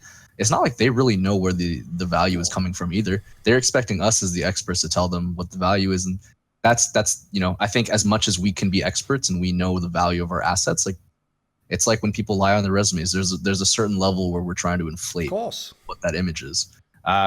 Obviously, that's to be fair, it happens transparently, but that's kind of what it is. Yeah, of course. Well, to be fair, it does also happen. Like an example. It's funny because I saw an article comparing esports orgs to tech orgs, but tech orgs would be a good example in terms of the valuation, because obviously the valuation of all these esports teams in that Forbes article is absolute nonsense. Like, none of those teams are actually worth that right now. Like, the revenue numbers, some of them were complete bullshit. But you know what? Just like if you know, when you hear a story, so whenever an app gets big enough, Loco, Snapchat or Instagram or whatever, you know, it always gets bought by like Google or Facebook, and they always buy it for a number that is ridiculous. Because remember, something like Snapchat, by the way, has never made 1 fucking red cent of profit ever. But they'll buy this thing for billions. Well, that's one of the reasons they do it, is because their logic is, like, because the app itself already does everything it needs to, they think to themselves, if one day I can be the guy who figures out how to monetize this, I'll instantly be like a billionaire. Like, I'll make so much of it. Now, they haven't done it in many of these cases, so that's why I would draw the parallel to esports. Like, no one knows if it'll happen. Maybe some of these won't work, or it'll just last a while and then people will move on to some new hot fad. But like, I can see why they do it. There is a logic to it. It's just it's not really comparable to like traditional businesses, because actually traditional business, in case people don't know or have just never watched an episode of Shark Tank, you actually calculate a company's valuation based on like what revenue they Their have, profit, how yeah. much they put in. Yeah, like the idea, like I know fans think like, oh, but I want you to buy it off me for 100 million. It's like, if you only make like 200k a year, why would I ever buy it for that? Like, that doesn't make, and who am I competing against for that? No one else is offering you 200 million for that. So the reason why it's more like the tech one is because the reason someone will pay the 200 million for Cloud9 is because, first of all, there are other people might pay that as well. So you might be able to get some like Saudi sheikh who's willing to buy it for that much money and he thinks it's worth it. But also people are thinking like, I'm not just buying a company today, I'm buying what the dream of what it could be in 5 years. Like you said, Loco, like, well, like obviously if I buy it for 200 million now, but we really are billionaires in 5 years, well then joke's on everyone else. I didn't get ripped off, right? That was a sick fucking deal. I killed the deal. What are you talking about? I've got a question though, Nick, to bring it back to like player specific stuff. Yeah. I wanted to get your take on this. So another thing I found very interesting, because this is the sort of thing that people like discuss as an abstract, but they don't often get into the exact details of how they calculated, like, you know, their formula for making a team, buying players, etc. What is your take on how NA teams use the NA slots of your team? Because obviously maximum you can only have 2 imports. In theory, remember, no one has to have an import, but I know by default most people are going to have at least 1 or 2 imports. So one of the interesting things about LCS is, because League of Legends is obviously its own game, the game changes every season, these players are coming from all around the world, there's no perfect solution, there's no optimal strategies to how to recruit people, where you should do it, but do you have a general idea, like, do you think to yourself when you're putting together a roster, like, well, these positions are harder to get NA players from, or if I want an import, it should be specifically one of these types of roles? Do you have a philosophy for that generally? Yeah. It's a good sort of open-ended topic, right? Yeah, so to take a step back, and this, you know, I kind of alluded to it at the beginning. Obviously, we want to build something sustainable. We want to build something that empowers everybody here at Flyquest to, you know, blah, blah, blah. I strongly believe in that mission statement and that vision. But I was an athlete once myself. I was a pretty high level swimmer. An injury kind of ripped away all my, you know, college scholarships and things like that. I think, you know, things can instantly disappear really quickly. Chasing sustainability on a championship contender is one of the hardest things. You see the Lakers, you know, they've had their 3-peats, but in the last, you know, several years, you know, until LeBron kind of jumped in and said, you know what, I'm going to commit 4 years here. What made them actually attractive in a free agent market? Nothing. And I think where you have to, I guess location, location, Hollywood, you know, the team's actual, you know, stature in terms of what they can pay and you know, the richness of even where then they are. I'm with you on that one, Nick. Like the Lakers is a good example, because you would think actually that they would have gotten some big name players before now, and they were always in the talks for every big name player, by the way. Every time there was like some of the players who went to the Cavs and the Golden State Warriors, the Lakers were trying for all these people, but it wasn't until LeBron they actually got the big name guy. Before that, they were always in the situation where I think actually, even though they had every other factor going in their favor, because they didn't have the big star players, like you see, especially in like the modern day sport, star players attract other star players. It's like, that's the catch-22, isn't it? It's like, if I had the star player, I could get all these other star players, but I can't get them until I've got a star player. It's like, what the fuck is this shit? Like, someone join my team. Someone take a chance. Yeah. I think that's, you know, obviously a lot harder to do in esports because there's just a lot less really, really talented players. Not only veterans, but also like there's a lot less really, really talented up and comers. I don't even know how realistically an amateur player is supposed to take, you know, the generic path of becoming a pro and getting noticed throughout that whole path. There's no institutionalization in high school or college. So you have to really bank on what can I build here to attract the players that, you know, are either already fully ready-made or have really high ceilings and are really, really coachable. I think for me, everything stems from culture internally first, and we have to be attractive from that end. I think, you know, part of that is the content side, part of that is what kind of sponsorships we're pulling, part of that is what players we have here. But if you look at the guys that we have, and I'll spoil this for you guys, obviously we're bringing back Saint. Saint's going to have his first year coaching an actual full year in 2019. I think if you look back at his career in the last 3 years, he's only really ever gotten, you know, 1 split jobs. I'm bringing back my academy coach. And actually our team was the first team that said, you know what, regardless of where salaries are going, regardless of where the ecosystem is for LCS plus academy, we just want to make that investment and say, fuck it. Let's keep bringing everyone in-house because it's something that's important to us. Our strategy and our approach is to make sure that no matter what, our internal culture sets us up to allow people to make those mistakes, allow people to fail, and allow people to have those learning moments to grow. That's not necessarily going to lead us to win or be really highly competitive every single year. But what it does is sets a baseline for us, for players to know and trust that with this brand, you have a little bit of wiggle room. You have the confidence, you have the trust. And if you look at the players that play in the NALCS and the LEC, these are guys that don't really have any institutionalized way of knowing how to build mental fortitude. You get in as an amateur, you join a TSM, and I can use the Santorin example, for instance. He was not ready for what being on the TSM brand meant. And then he strung together 3 or 4 years of being almost on every insignificant team, or, you know, having really, really difficult situations, until we gave him a chance come summer split. And then he played out of his mind in the summer split. And part of that is just like, he needed that confidence and needed that support from an org that said, you know what, you had a really shitty last 3 years because of, you know, circumstantially a lot of the situations that we're in, but we can provide that backbone for you to allow you to know, hey, we believe in you. We need the assets and the talent and the skills that you can bring. If you mess up, fine, but we believe that you can succeed, not maybe this year, but in the coming years. Let me interrupt really quickly. So a lot of people are going to be like, oh, Nick is like Flyquest GM. Of course he thinks Santorin did amazing in summer. Like, no one else thinks that. Santorin was third in all pros after Dardoch and Xmithy. Pros, media, other coaches, everyone within NALCS at least thought of Santorin as the third best jungler. From not playing in NALCS to third best jungler. So I don't think it's a lie to say Santorin like did amazing in summer. He was not playing in spring, and then he played in summer and became third best in that role. Yeah, this was Santorin getting booted off H2K within the first like 2 months of playing with them. Honestly, within the first 5 weeks. And then, you know, being out of scrims, comes in, you know, into May, practices with us, is rusty, and then turns in a top 3, top 4 jungle performance. I think that speaks a lot, not necessarily to the culture that I'm building, but to what a player can do when they feel like they're backed or they're supported by a team.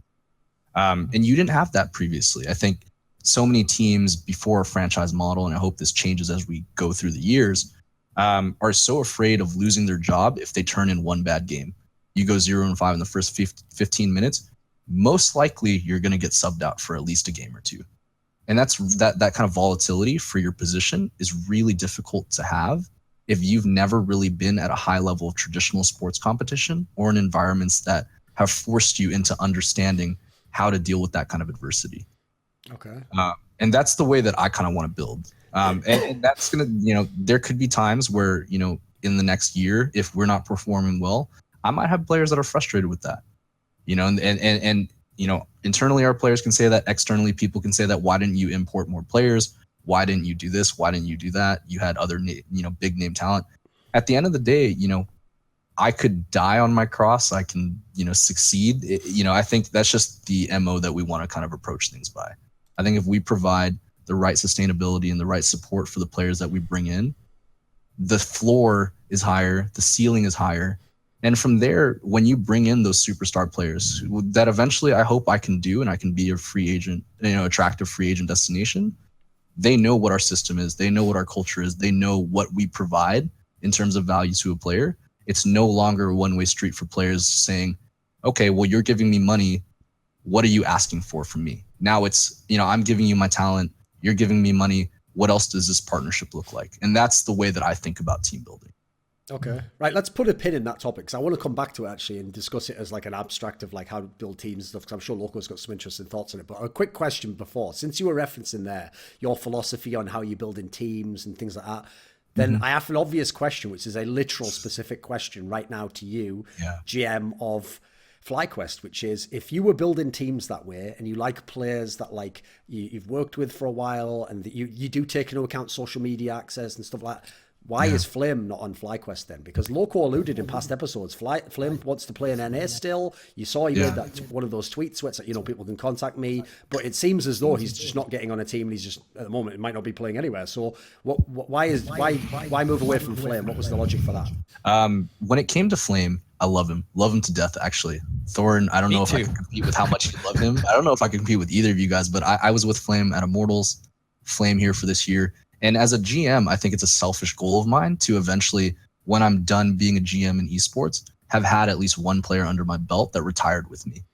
Because I think that's the mark of a successful franchise to a certain degree, is that you built an ecosystem and an environment where players really trust part of the process that you're building, want to be there for the long haul, appreciate the things that you do, and just want to be part of that process. Now, the thing that Loco and I have discussed too at length is there's a certain ceiling that every single player has. But given the way that the market is for players, their expectation for salary and their expectation for what they deserve doesn't really change. Yeah. And part of that is rightful entitlement. I don't think that it's wrong for a player to say, oh shit, look at this player who got a 7-figure salary. Well, hey, I was barely a notch worse than him this year. Yeah, of course. Where's it's understandable the player will be selfish. Yeah. And by the way, I will say, I mean, Loco could address this as well, but I will tell you that Flame as a person, I mean, by the way, this isn't a coincidence. If you look at all my favorite players in like League of Legends, like Froggen, Flame, fucking Forgiven, Dardoch, they all are people who never for 1 second in their life imagined anyone was better than them. Like, even though everyone watching this show now is going to think like, it's just you who overhypes him, Thorin. Like, mate, to this day, Flame still thinks he's like world-class top laner. Like, I know it hasn't come out yet because unfortunately I had some issues, but it's going to come out at some point, that Reflections interview I did with him. I remember that from earlier in the Put it this way, in the Reflections interview, obviously it was from the spring. At the spring, right, was when Kingzone was the best team, and obviously Khan was like just popping off because he was getting to play all these carries and stuff.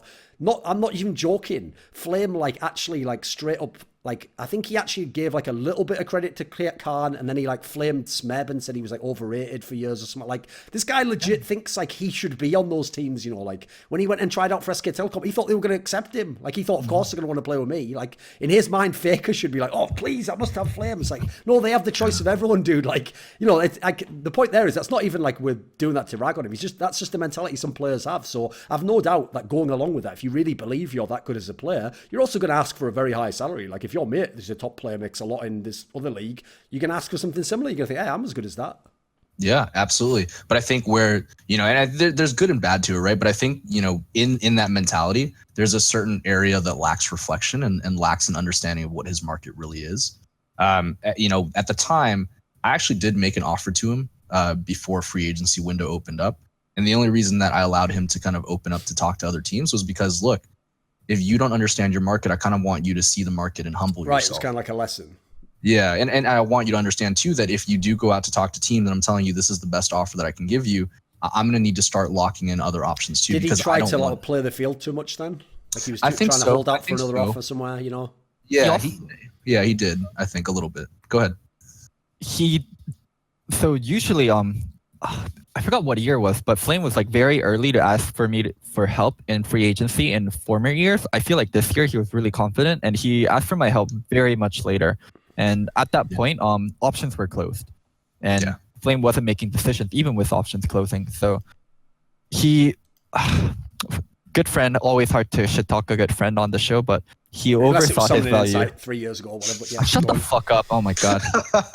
Let me fucking finish. Always really hard to shit talk a friend unless they're fucking disgusting like Doran. But yeah, like Flame. Not technically friends, but okay, just workers, okay. Colleagues. Okay, colleagues. How could I dare? How could I dare imagine that we're friends? How could I dare? Yeah. I mean, very difficult to shit talk colleagues sometimes. Yes. Yeah. But Flame is my friend, so it's even more difficult. And he overthought his value, and he thought he was worth a lot more, and teams would be head over heels for him. And well, a lot of teams did want him, and Flame did have a lot of options. Sure. Yeah. Playing the free agency market is really hard for players. That's why you get agents, because what you think of yourself is not what other people are going to think of you. So even though if you think you're worth $10, if other people only think you're worth $5, your realistic value is $5. You know what the problem is, Loco? Like, you have to understand, earlier in the summer split, Flame was chilling by the pool, and then Bjergsen dived in and he was like, hey, Flame, we should spend time together next year. And then he thought like, oh, he's trying to poach me, and he's like, sick, I'm going to be on TSM. And then Bjergsen was just like, no, I was just planning on going to Korea. I thought maybe you could show me around. And something. Like, oh, fuck. I thought we were all poaching nowadays. I thought this was the new thing. Pools. It's all poolside shit. But obviously, you know what they need to do now, Loco? Here's what they need to do. They need to punish G2 by creating a G2 caps Vayne pool party themed skin because that's how he got poached to the team. So there you go. And obviously it has to interact with the Perks AD carry skin, which somehow brings him over. Like it's like the Perks skin drops a little bit of cheese on the floor, and then the Cap skin has to run over like a little rat, and it gets caught in a trap. And then that's a metaphor for what happened in the off season. So, and then you give Fnatic the bigger cut of whatever the revenue is from that skin. Yeah, exactly. They get 75% of the cut, and G2 only gets 25%. There we go. Everyone wins. Right? Everyone wins. Yeah. It's a creative solution. Yeah, exactly. But that's kind of what happened with Flame specifically. And it happens in free agency, so I don't really fault him. I think just the same way Loco put it, it's just he over-evaluated himself and wasn't really willing to listen to people early on enough to impact his free agency. Because honestly, when he went to talk to teams, he had 5 suitors interested from NA alone. He also probably had 3 or 4 European teams, but he didn't really talk to Europe. Yeah, he didn't really talk to those teams because he was like, well, I'm just going to play in NA anyway, right? Like a team like Echo Fox or a team like, Clutch Gaming, they might want me. So why would I have to talk to other teams when I know that I can probably make that, really high 6-figure salary? And what he realized is every team operated really quickly because you don't want to be caught with your pants down, especially when you have the LEC franchises. And he got lost in the mix. After Thanksgiving, he's like, well, shit, what are my options? Yeah. Because it looks like everyone else is locked up. If we redid off season, if you rewinded 2 weeks, 3 weeks, Flame could easily find the team like that. Yeah. Easily. It's just...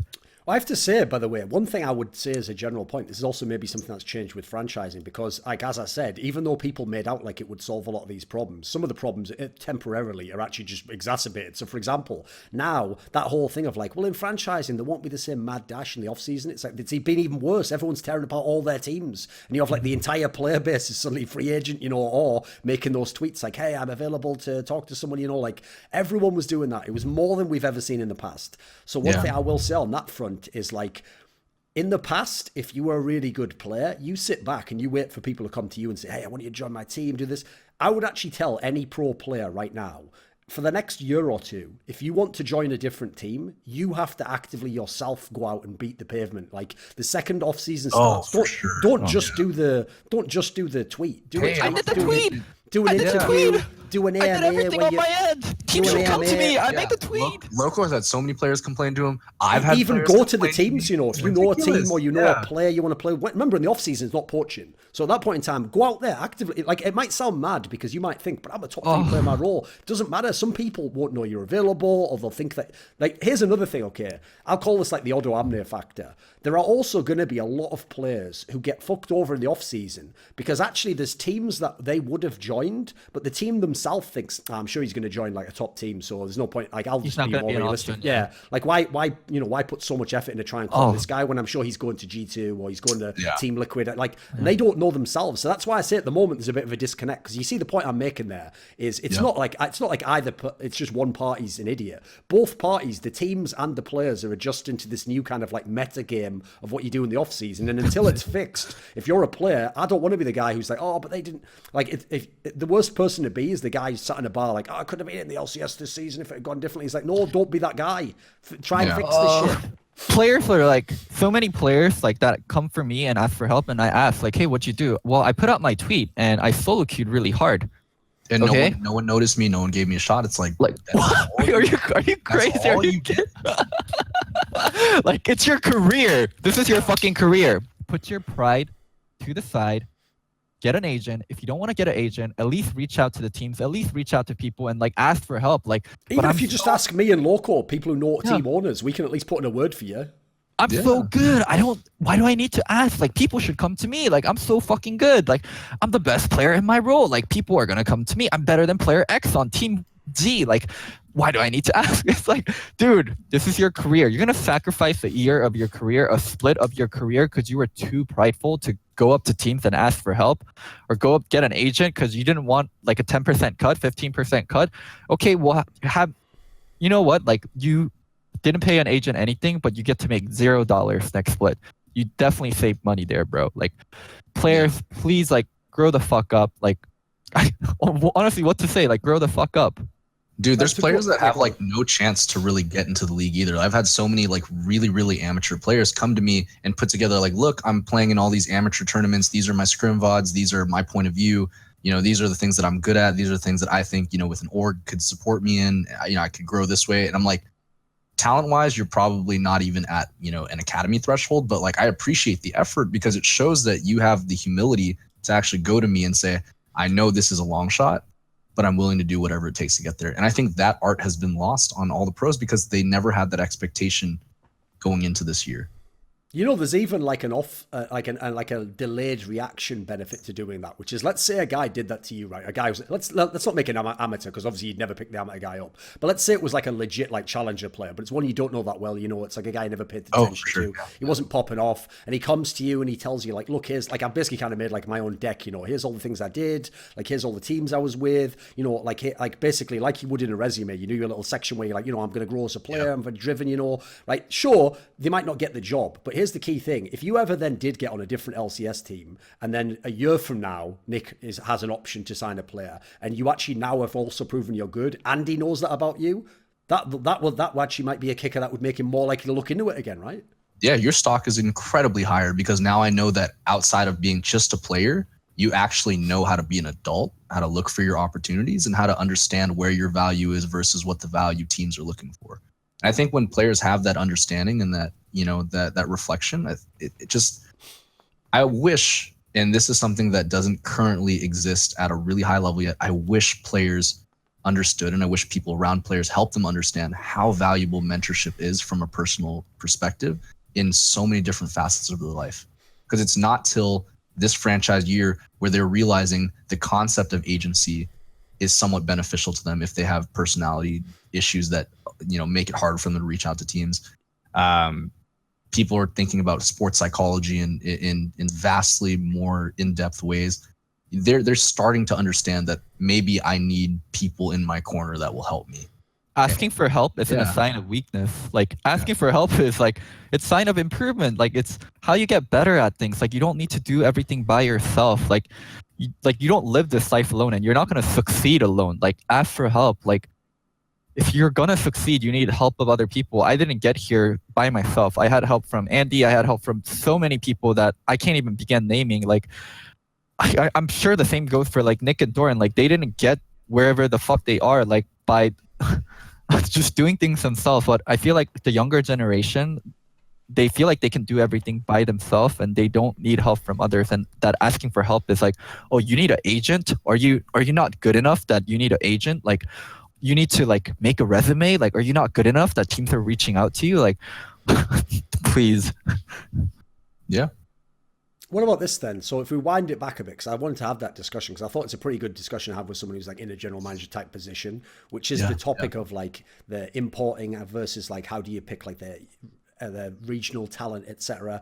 So obviously, if you look, like the most famous role to import in NA is obviously mid lane, because that's why everyone knows most famously. Like, the real reason it's so famous is because unfortunately it's the way people always like kind of like backhanded compliment four belters, like, you're the best NA mid, and it's like the joke always is, well, there's like, you know, like 2 people, like it's like, you know, you weren't the best out of 10 people, you know. So do you like, Loco, maybe you can start us off here. Do you have a general philosophy yourself, like you shouldn't, for example, like should you like not recruit a certain position that's Korean, for example? Like, would you not recruit a Korean mid laner or something? Like, do you have a general philosophy on how you should put them together? General philosophy is mid and top are the best roles to import because you have the most impact through laning and through just being fucking powerful. And then support and jungle are traditionally the worst roles to import because those are communication roles, and you need to be able to communicate and you need to be able to work with your team. And obviously, if you don't speak English or if you don't understand the culture or if you can't get along with people, it's going to be hard to succeed in a jungle and a support as an import. So funny enough, I actually imported a support, and I've actually imported a lot of supports from Mad Life, Lustboy, and the biggest thing I push on to them when I do import them is you're not in Korea, you can't play like you're in Korea, and you can't communicate like you're in Korea, and you have to adapt and you have to communicate like you're in America. Like, the things that were correct in Korea aren't going to be correct in America, and you're going to have to learn how to play with other people like this. So yeah, I mean, that's my general philosophy. Import mid lane, import top lane, don't import jungle, don't import support. Yeah. Okay. What do you think? And I would say if you do ever import, you know, outside of the mid or top roles, I personally don't like the idea of importing an AD without another import support. I think you need guys that like culturally understand each other. So like I'm not going to bring in a European AD carry and a Korean support because these are guys that are going to have to be in the trenches together. They're going to have to be in bed with each other through every single practice. Like they have to understand each other at a granular personal level.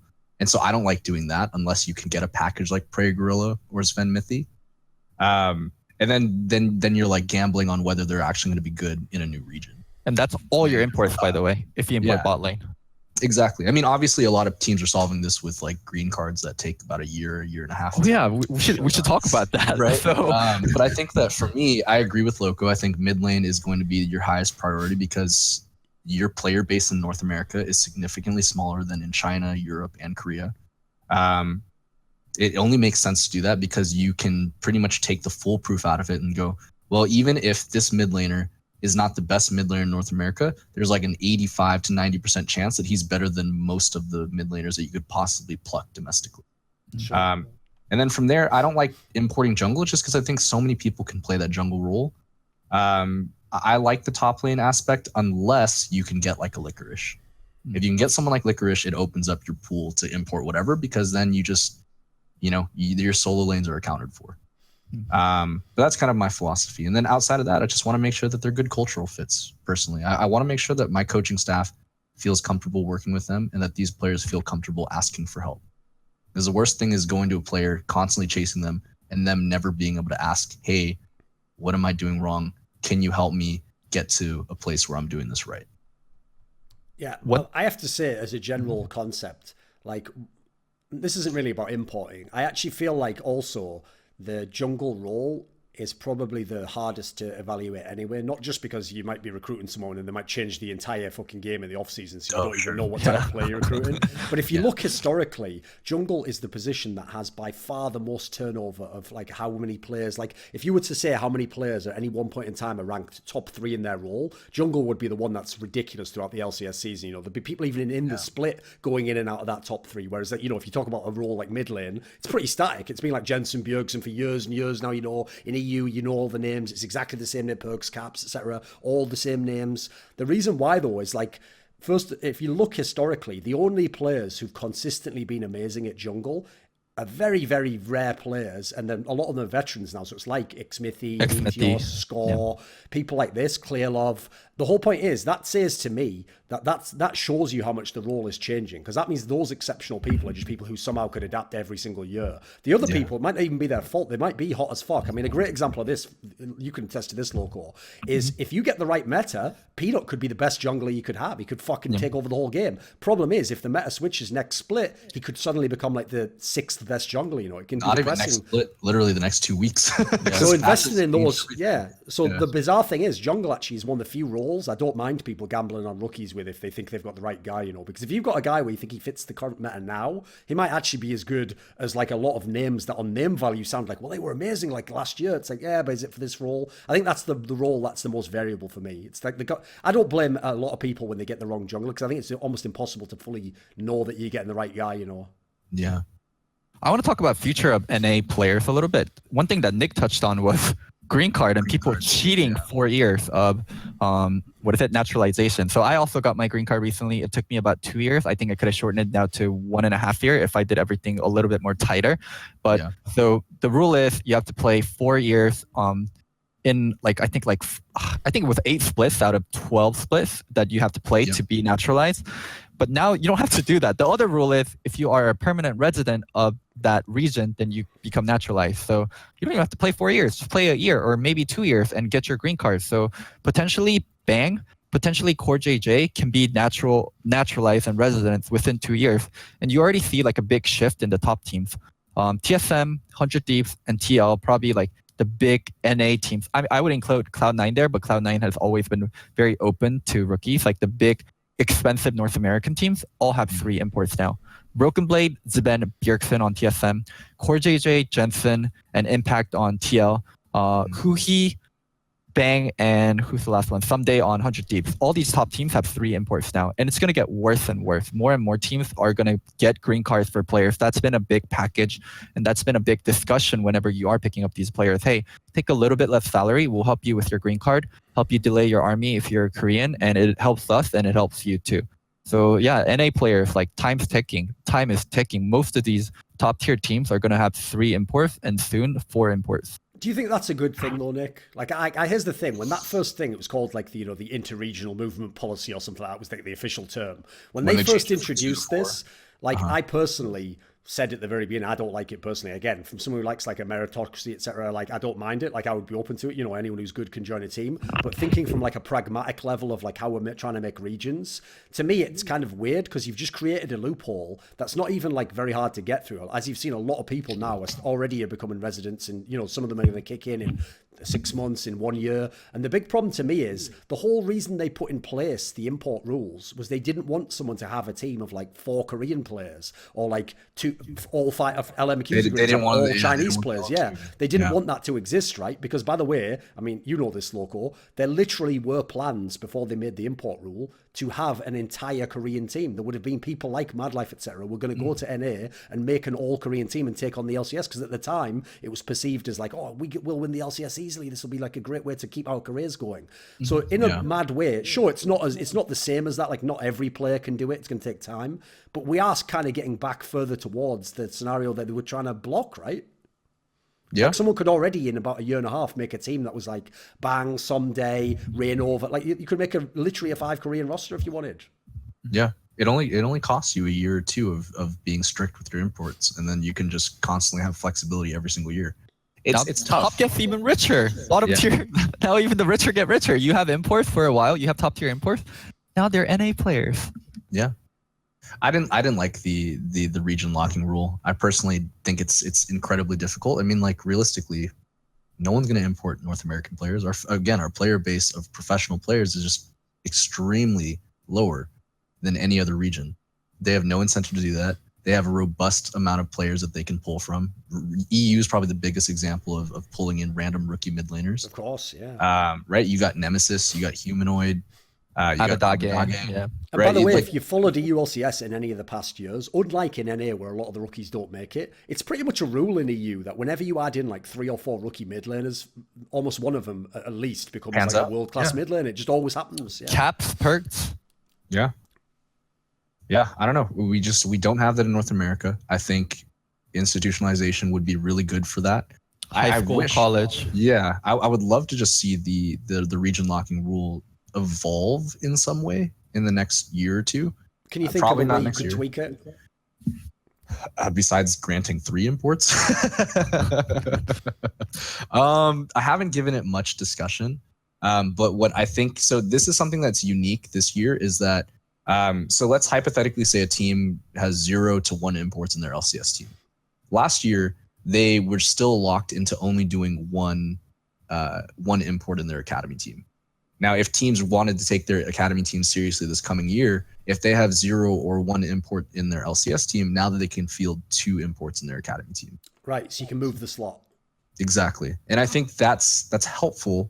I would love to just see it opened that's up. That's not a bad, Like if you think that one through, I think the upside of that move is that first of all, it involves an element of strategy. So again, people can be rewarded or punished for whether they do this correctly. But like if you even think of the strategy, that means that if you're someone who gambles on a bunch of NA players, you can at least get like you could get some like EU rookies and put them on your academy team and be like, right, if this NA player doesn't work out, I'll take this import and I'll use the slot then. But otherwise, I'm still using it. It's not wasted. But then if someone uses the imports in the LCS, they now have to use rookies and NA players in their academy team. So it would force you to make a choice between the two, and you'd have to keep reevaluating. It's like on a fantasy team or something, you can't just sit there and just leave the lineup and just let it play out. You have to keep managing it from day to day, as it were.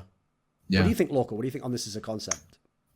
Well, like, are you a fan generally? We didn't get your thoughts on it, on the regional aspect of like being able to become a resident and potentially make teams with many foreign players, but they'll technically, like the joke in the example I gave before is if you make that all Korean roster, the NA players are Bang, Someday, and fucking Rain Over. Like that's kind of the ridiculous part, isn't it? They're the NA players. I understand why the rules are there. They want to reward imports that are here for a long time and that actually integrate into North America. It's just the green card thing kind of fucks things a little bit and it changes the rule. I think it's fine if the hard rule is you have to be here for 4 years or like the 8 splits out of 12. But green card bypassing that, I mean, it benefits me. I have a green card.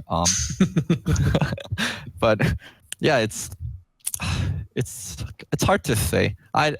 I don't like the idea of one team having 4 imports and another team only being restricted to 2. I do think there has to be a hard cap. Like there has to be a hard cap on some of it. Yeah. I mean, at the end of the day, we think about the region locking as only impacting NA. I think overall, like you have to understand and remember that Riot has a global headquarters as well. That has every single league reporting to it. And so I imagine that this, region locking rule that was first institutionalized and sanctioned by Riot was something that all the other regions asked for, because otherwise, people don't really like the environment in China when they're coming from a more Western region, and Koreans that aren't able to handle that level of stress prefer the Western regions as well. So you're not going to see as many, global talent go off and immigrate to China. You're going to see that more in EU and NA. But what happens to the Korean player base, where the Korean player base is less than EU, less than China, probably a little more than North America? What if they're worried about losing all their talent? What if Europe is also worried about losing all their talent? I think you do have to have some sort of region lock in place to de-incentivize teams to just pull in 5 or 6 Korean players or 5 or 6 European players. But that green card rule is kind of tricky. Maybe Trump hating immigration is a good thing. I don't know. Oh my God! Exactly. Yes. I'm not speaking out loud, right? Build a wall for the NLCS and keep the jobs NA. Like I agree. Buy American.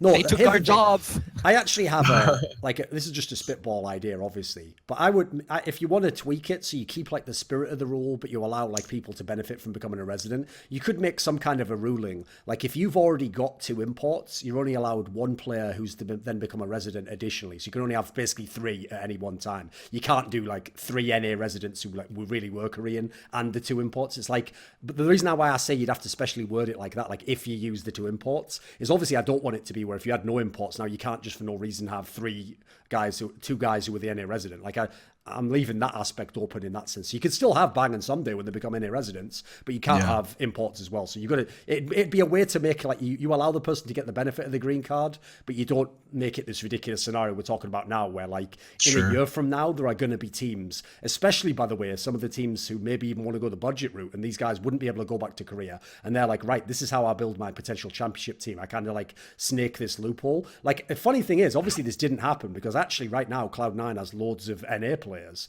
but actually Cloud9, I can tell you, was the team that was originally planning for this. When they had Impact and they had Rush and they had, who was the other one? Oh, they obviously got Jensen. They wanted to be the team that had that as the team, and then they would only need the NA bot lane, and then you know what? Beyond that, like you have to realize Jack's someone who also wants to win in the game. So he was one of these people who, like as you've seen, was wanting to go the route of just get all the best players. Like eventually I'll have like my super team in NA from putting in this investment. Like it didn't end up working out just because of how the day-to-day of life goes, but it hasn't happened yet. Like, I mean, funnily enough, people don't realize this is one of the reasons I said this on a past episode, why I've always been very critical of TSM, is they had this loophole before everyone else. Like, they didn't make use of it in the doublelift era because they didn't need to. And then this year, they obviously did have 3 imports because technically Bjergsen, he's an NA resident, but he's obviously clearly a European player. Now, the reason why no one's crying about that is because they didn't dominate the league. If they'd have dominated the league, now people might see what the problem was, Because I have to say, on paper, that team should have done that. Having Bjergsen and adding the pure European bot lane who's won all the EU LCS championships. Should have been, you should have been able to show how broken this rule is, because everyone else would be like, well, I can only get 2 players like that, can I? I don't have the, especially because in that particular scenario, Bjergsen obviously compared to a lot of the other people who've become NA residents was much, much better. Like he already is good enough that you'd import him. Whereas some of the other ones, like at this point in time, Piglet's largely getting picked because he's going to be somebody who's got residency, He's not getting picked because he's like the best AD carry available. And let's do a couple more topics then before we finish up, and then let's gradually move towards the end. So what about this? So from some of the teams you've been involved with, you were involved with Team Liquid, like you said, then Immortals, now Flyquest. So your timing is perfect to know about 2 tricky players called Cody Sun and Dardoch. Now these are 2 players who, if you notice, like people have like very strong opinions about. They're considered to be, I mean, I'd have to say, in general, the public perception, at least, some of this isn't necessarily true if you hear some of the stories, the public perception is Dardok's great in the game, but outside of the game, he's got his problems. Cody-san, the public doesn't know anything about him as a person, so they don't know that he has issues. Again, that's what I'm like leaving the door open for. But in the game, he's had a few issues, you know. What do you think of players like these? Because obviously, no matter what you think of the scenario, you would expect them to be in the LCS. And at the moment, it looks like these are players that are not going to be in the NALCS. So what do you think is there of them as players in their situation? So the blessing for like Cody-san and Dardok, for many years, like let's say like they were in the league for 4 or 5 years. Like the blessing for them as players is there's very little, there's a lot less players that could just slot in and the team can be successful. So like you saw 100 Thieves throw Rikara in during playoffs and at Worlds, right? There was not many domestic 80 carries that they could have brought in. So for Cody-san, technically that should have been a blessing, right? It's like this team is going to suffer if they remove my skill cap or my skill level from their roster and put in someone who's significantly less. And I still think Rikara can be a good player, but just, you know, Cody-san's floor was a lot higher than where Rikara's floor was at. But it turned out to be a curse because at the same time, if you are perceived to have some of those personality issues that teams think, you know what, maybe we could work with this, maybe we could curtail some of those issues, but you know what, it's actually too much of a gamble. It's just too much of a headache. We don't want to do that. Then at that point, you're like, well, shit. As these teams are giving green cards to these import players, and it only takes 1 or 2 years, as these players that have been in the league for 4 years now are starting to get naturalized into the region locking rule, they're losing their homes, they're losing their spots. The teams no longer have the appetite or the tolerance to say, you know what, why don't we bring you in? Because teams are getting to develop more flexibility with these region locking rules. Both of those players, by the way, lacked something incredibly important that I alluded to before, and it was pure mentorship. I don't think that Dardok with pure mentorship over the last 2 or 3 years is guaranteed to be a completely different person, but you give him and the team that he's on a much better shot of figuring out the formula or the secret sauce to getting him to work in that team environment. I mean, for Dardok, like the sad thing about esports, you mentioned like once you get a reputation, it's really hard to get rid of it. Josh is probably going to have that toxic reputation for a very, very long time. I think Josh grew up a lot as a person. Josh definitely changed, but people still talk about Breaking Point. People still talk about like past events on Immortals and Team Liquid and judge Josh on that.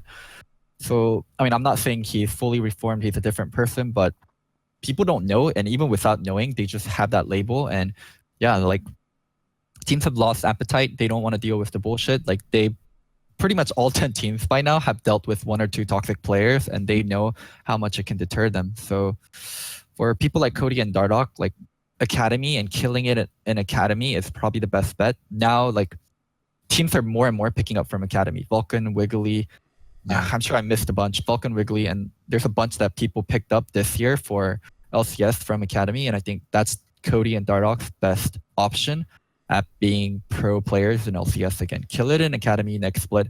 Maybe you get a shot in summer and just keep working and keep showing that you are not a toxic person, that you are not hard to work with. But do understand your reputation is going to lag behind a year, maybe even 2 years. I mean, even more generally, show that you can provide value to a team outside of just being a talented player.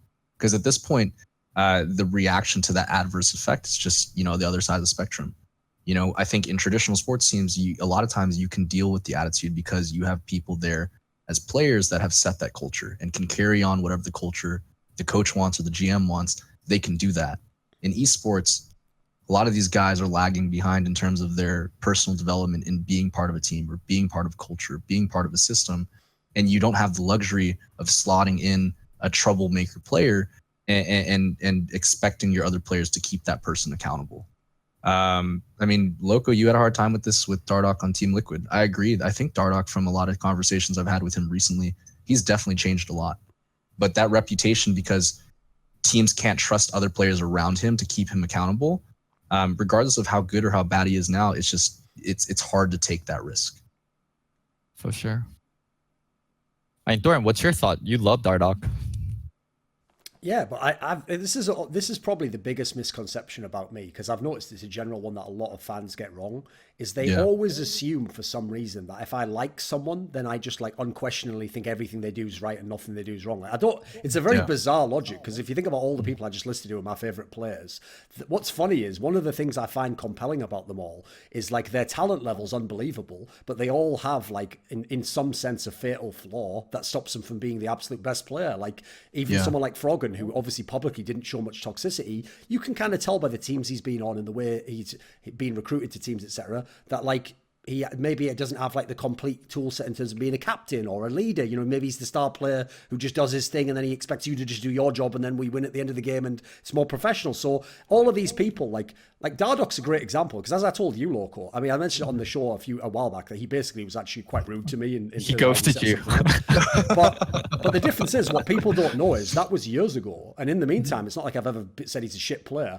I think he's I always said this about Dardoc, like, whoever wins the Dardoc lottery is going to be like the luckiest team ever, because all these teams have tried him at the moment and in different levels, they've had different problems, you know, and he's been good at times or couldn't work with certain teammates. Whoever gets him when he actually does like polish off all the rough edges of his personality, they'll have a player who's like among the best junglers and he's an NA player. And as a result, you can have imports and he's got perfectly fluent. He would have every advantage going for him. That's why he's one of those players where what I think is interesting is the skill level alone is not enough. There's some players who have sick mechanics and stuff, but he's someone where the storyline, the narrative is what's compelling, because if he ever gets it together, he will just be one of the absolute best players in the world. And the fact that he himself has to figure that out, I think is kind of the interesting detail, because as we were saying with the Flame example, this year should be the lesson for Dardoc, which is like, mate, if it was just about skill, you would 100% be in the LCS right now. There's literally zero chance that one team wouldn't pick you up.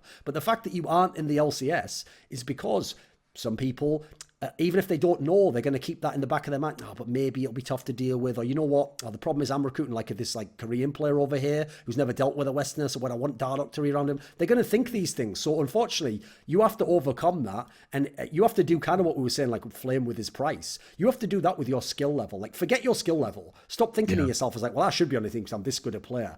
That's being offset by another factor. People aren't viewing that one quality in alone. So you now either have to make it so that becomes the only factor because you have no issues otherwise elsewhere, or you have to actively show people that you're a good teammate and you can, you know, to help people out and bring other players up and stuff. If you do these things, and a player like this will be incredible.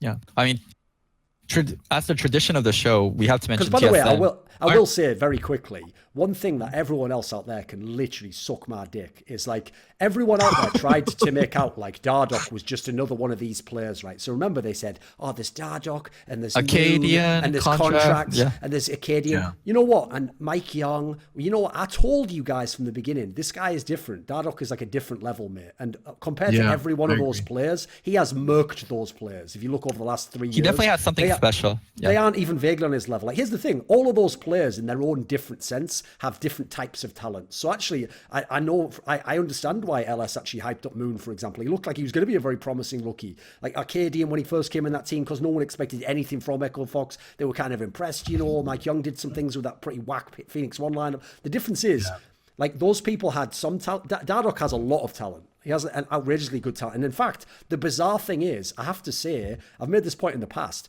this is also why he will be OP as fuck if he ever fixes his attitude properly. Like, as in, not, by the way, I'm not talking now about don't be toxic. I'm talking about go the other way and become an amazing teammate and become a leader and become someone that people want to play with.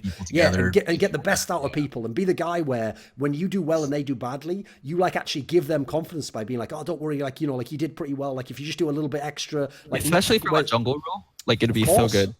And the key reason why, to me, that would make him the ultimate player is because if I had to pick something out that those other names that I just listed did not have, is Dardoc also has a very special mentality, which at the moment manifests in a really negative manner. Because I can tell you, every really great player who's toxic, as in like they are legit really good at the game, but they're assholes to their teammates, it actually comes from a positive place. The place it comes from is they look at their teammates and they think to themselves, why can't you guys just do what I'm doing? Like if we all just play like I'm playing, like whether that's like like how much you play or how you play in the game or how well you play. If we all just do this, we'll win. And they actually really want to win. They want to win so much that they basically sacrifice like social norms and like things that you're not allowed to say, because they think that that's the solution to getting their teammate to do what they want. Now, what they don't know is they've picked the worst communication method. Like, you will actually put players off you. Like, even when, because obviously think of some of the names I mentioned, like Forgiven, etc. The problem is when you're that sort of player and you don't figure out the personal aspect, you will actually get to a scenario where even though your teammate will tolerate it because you're so amazing, you now, to him, are only the amazing skilled player. So you know what, if you ever have a bad game, well, good fucking luck, because now you've got nothing else to offer the team. So he's going to be like, fuck this guy. And even worse, sometimes when you have a scenario where you fail, one of the great things about proper teams is they sort of like diffuse the responsibility. They don't make it like it was just this player. Well, you know what, if you go into a scenario and you're a Forgiven type guy and you've ridden your teammates super hard and then you lose the game, you might say, well, oh, this guy played badly. But then they might say, well, you were supposed to be the fucking carry. Why didn't you just take over the whole game? You know, like, they can do that to you then, and no one wants that. That's negative for everyone. That's like the worst team environment to possibly have. So it doesn't even matter if the team's good in that setting. You won't be the champion if you have that internal mentality. Just very, very unlikely. So I think that's the thing about someone like him, is like, the good thing is if he ever learns to channel that to being like here's the thing. I've actually, by the way, with Dardoch personally, I don't think I recommended this, but with a lot of players like that in the past, I've recommended them like documentaries and books of people who had this sort of path in sports, because the key thing you have to change is take that competitiveness and try and be competitive about being the best teammate. Try and be the best leader. Try and get this guy who's struggling on your team to get even like 1% extra out of his game. He's never going to be good. He's never going to be as good as you. That's a ridiculous notion. But what's funny is you're actually being a bit selfish in a sense by thinking like, well, what I do is just what I do, and you have to play to my level. No, why don't you try and help that fucking guy? At that point in time, then you've got it all. The world will be your oyster then. Yeah. Final question before we wrap up. What do you guys think of potentially 6-man TSM Dardoch? I think it's a great way to put fire under the feet of whoever the jungler is now. Greg? Who is the jungler at the moment? Greg? It's Greg again? Okay. Yeah. It's a great way to make him have pressure to perform well. Also, by the way, I mean, I don't know how much he'd do this, but again, in fact, you know what? If you were Dardoch, here's what you do as well. Say you did get to be the 6th man at TSM. Even though it sucks that you're the 6th man and they might not play you immediately, pretend like it's great. Try to mentor Greg, teach him all this stuff. Because if you do that, you will, in a backhanded way, be showing them your skill set and how good you are and how you understand the game and how 100%. You would play the game. And then, you know what? Then if he plays badly, first of all, you did everything you could. And then secondly, you'll be in the game. They'll know what you can bring to the team, even though you didn't play. You viably become an option. Yeah, I 100% agree. I think from a fan perspective, like let's say I'm a fan, I would love to see Dardoch as a 6th man. I think the uphill battle that you'll have, and I'm gonna reflect on something that we did, in Summer Split as well, when we traded Onda to 100 Thieves with Meteos. I made it very clear from the beginning, not only externally to media but also internally. Look, there's not an easy starting spot for you to slot into. Show me that the rumors that I hear from you being on Cloud9 before, the rumors that I heard about you being on 100 Thieves, that you're not that hard of a person to work with, that you're going to have your rough edges, you're going to have the stubbornness that you have, but you're willing to sacrifice the mantle to make the people around you better, fit into that culture, level up the people around you, and there's going to be an opportunity here for you. I think that's the kind of culture that TSM has to set, and if they have a hard time setting that culture, then I don't think Dardoch as a 6th man works, because it only takes 1 or 2 bad games for Grigne for Dardoch to be like, why the fuck is this guy starting over me? And that's the thing that you need mentorship for. And I alluded to this before. You need people that have been in his shoes at some point or another, not necessarily as a player, but in some high stress environment or high trauma environment that can understand and relate to the things that he went through or the things that he's going through as an athlete. Because, you're right, Thorin. I think a lot of his desire to win, there is an actual altruistic element to that. He does want to see the success of himself, the success of others be at an absolutely heralded state. He just doesn't know how to do that. And you need someone who will really help him do that. I love Parth. I love Zix. Do I know or think that they're going to be the best people to really dictate that culture? I don't know. I think at that point, doesn't seem like the personality type, does it? Yeah, exactly. And I think you kind of have to hope that the players that you have on the TSM roster, not only in the LCS, but also in Academy, whoever you have in that leadership position, being an Academy coach, whoever you have in that leadership position as a player, you have to hope. And you have to really bank on the fact that they're going to be the ones that help set that accountability. And if they can't, Dardoch as a 6th man on that TSM roster is just going to it's just going to become I'm going to get my shot as soon as they're really tired of greeting and losing. And that's going to be a really toxic environment for everyone in that party. Like, I'll give you an example of when some of these players, who also some of them have been my friends, and I've sort of like mentored some of them just as a friend and a person who's got more experience in life. One of the things I often try to tell these guys, because obviously you have to try and sell them on the reason why doing this is good, and you can't sell them on it from some bullshit angle of like, well, just be a good person or whatever. Like, everyone thinks they're a good person, mate. Like that angle doesn't work, unfortunately. So the way I always try and sell them is I phrase it like this. I say, like, because remember, the one thing they all have as their core is they all believe like they could be the best player, or like if you give them a chance they'll be the champion. What you say to them is this: you just want to win, right? And they go, yeah, of course, winning's the most important thing to me. And you go, bullshit. If winning was the most important thing to you, you would do it. You would do whatever it took to win. And the reason I can tell you don't do whatever it takes to win is you're only willing to win on your terms. If someone else does exactly what you want and you have the right teammate and the right coach and everything, then you can win because you've got everything you want. If you want to be a real champion, you have to go the other way. You have to do things that it takes to win that right now you might not want to do. That's the concept of like, if winning's really what it's all about. See, what's good about that is you trick them again into basically you take like the selfish part of them and you make them want to actually like do the part that you want to done anyway, in the hopes that it then improves the concept. Because like, I kind of do think that's the case. I always used to tell that, by the way, Loco, to like Forgiven, for example. Like, anyone who thinks just because I'm his mate and I think he's a really great player that I just give him a pass. Of course. I've flamed him 10 times harder than anyone publicly, as privately. Like, I've told him so many times. Like, like, even though you're the best player on the team skill-wise, you're one of the biggest problems on the team if you make this guy lose confidence, or this guy, he's going to have to fucking leave the team now because you've had an argument with him. Like, I told him, you are not doing everything it takes to win. Like, you're just only playing the fucking game. There are other parts to what you have to do to win in a game than just, as in like in a team, rather than just winning the game. Like, you can see it in traditional sports. If you go and look at some of the people, I mean, very famously in the NFL, there's a lot of like diva wide receivers who are like this. Skill-wise, these are some of the best players you've ever seen play a sport. But some of them are fucking terrible teammates, and it just shows in the game. Whereas you always get those guys. This is what's interesting. You'll always find people in every team game who are like, they're not the best, but they're like good enough that they meet the skill threshold, but then they master this other aspect. And that's why those guys like oftentimes win championships. Like they weren't even the best, but they made everyone around them better. They like brought something out of this guy. They weren't too demanding, so maybe it gave resources for someone else in the team. Like, there's so many ways you can sort of contribute that beyond just being sick as a player. What do you think, Loco? I mean, Xmithty is not the most talented jungler ever. He has a lot of problems. Like, if you look at the most talented like mechanical jungler, you probably say Dardoch, you probably say Peanut, not Xmithty. But Xmithty's been a great glue guy for Team Liquid, and he's been a great glue guy for Team Liquid and CLG. Holy shit, I keep jumbling my word. But yeah, a lot of examples of that. Yeah. Again, Xmithty was one of those guys who really just needed people to actually trust that he was doing the right thing for his team. He's someone who really does want the team to win. I think that's the one difference between Josh and Jake, or Xmithty and Dardoch, is that Xmithty knew that other element, knew that he had to sacrifice for what the team was able to do and what he can provide and how he could use his leadership to guide them in the right way. Where I think Dardoch was pushed into it too soon. I mean, I was there with Loco when we had, the year with Dardoch at Team Liquid.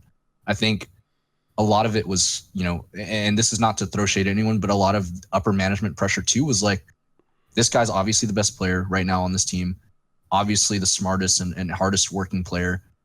Make him a leader, without really an understanding of like what actually goes into the development of leadership in a player. How does that player even have the capacity to develop the leadership skills that you want?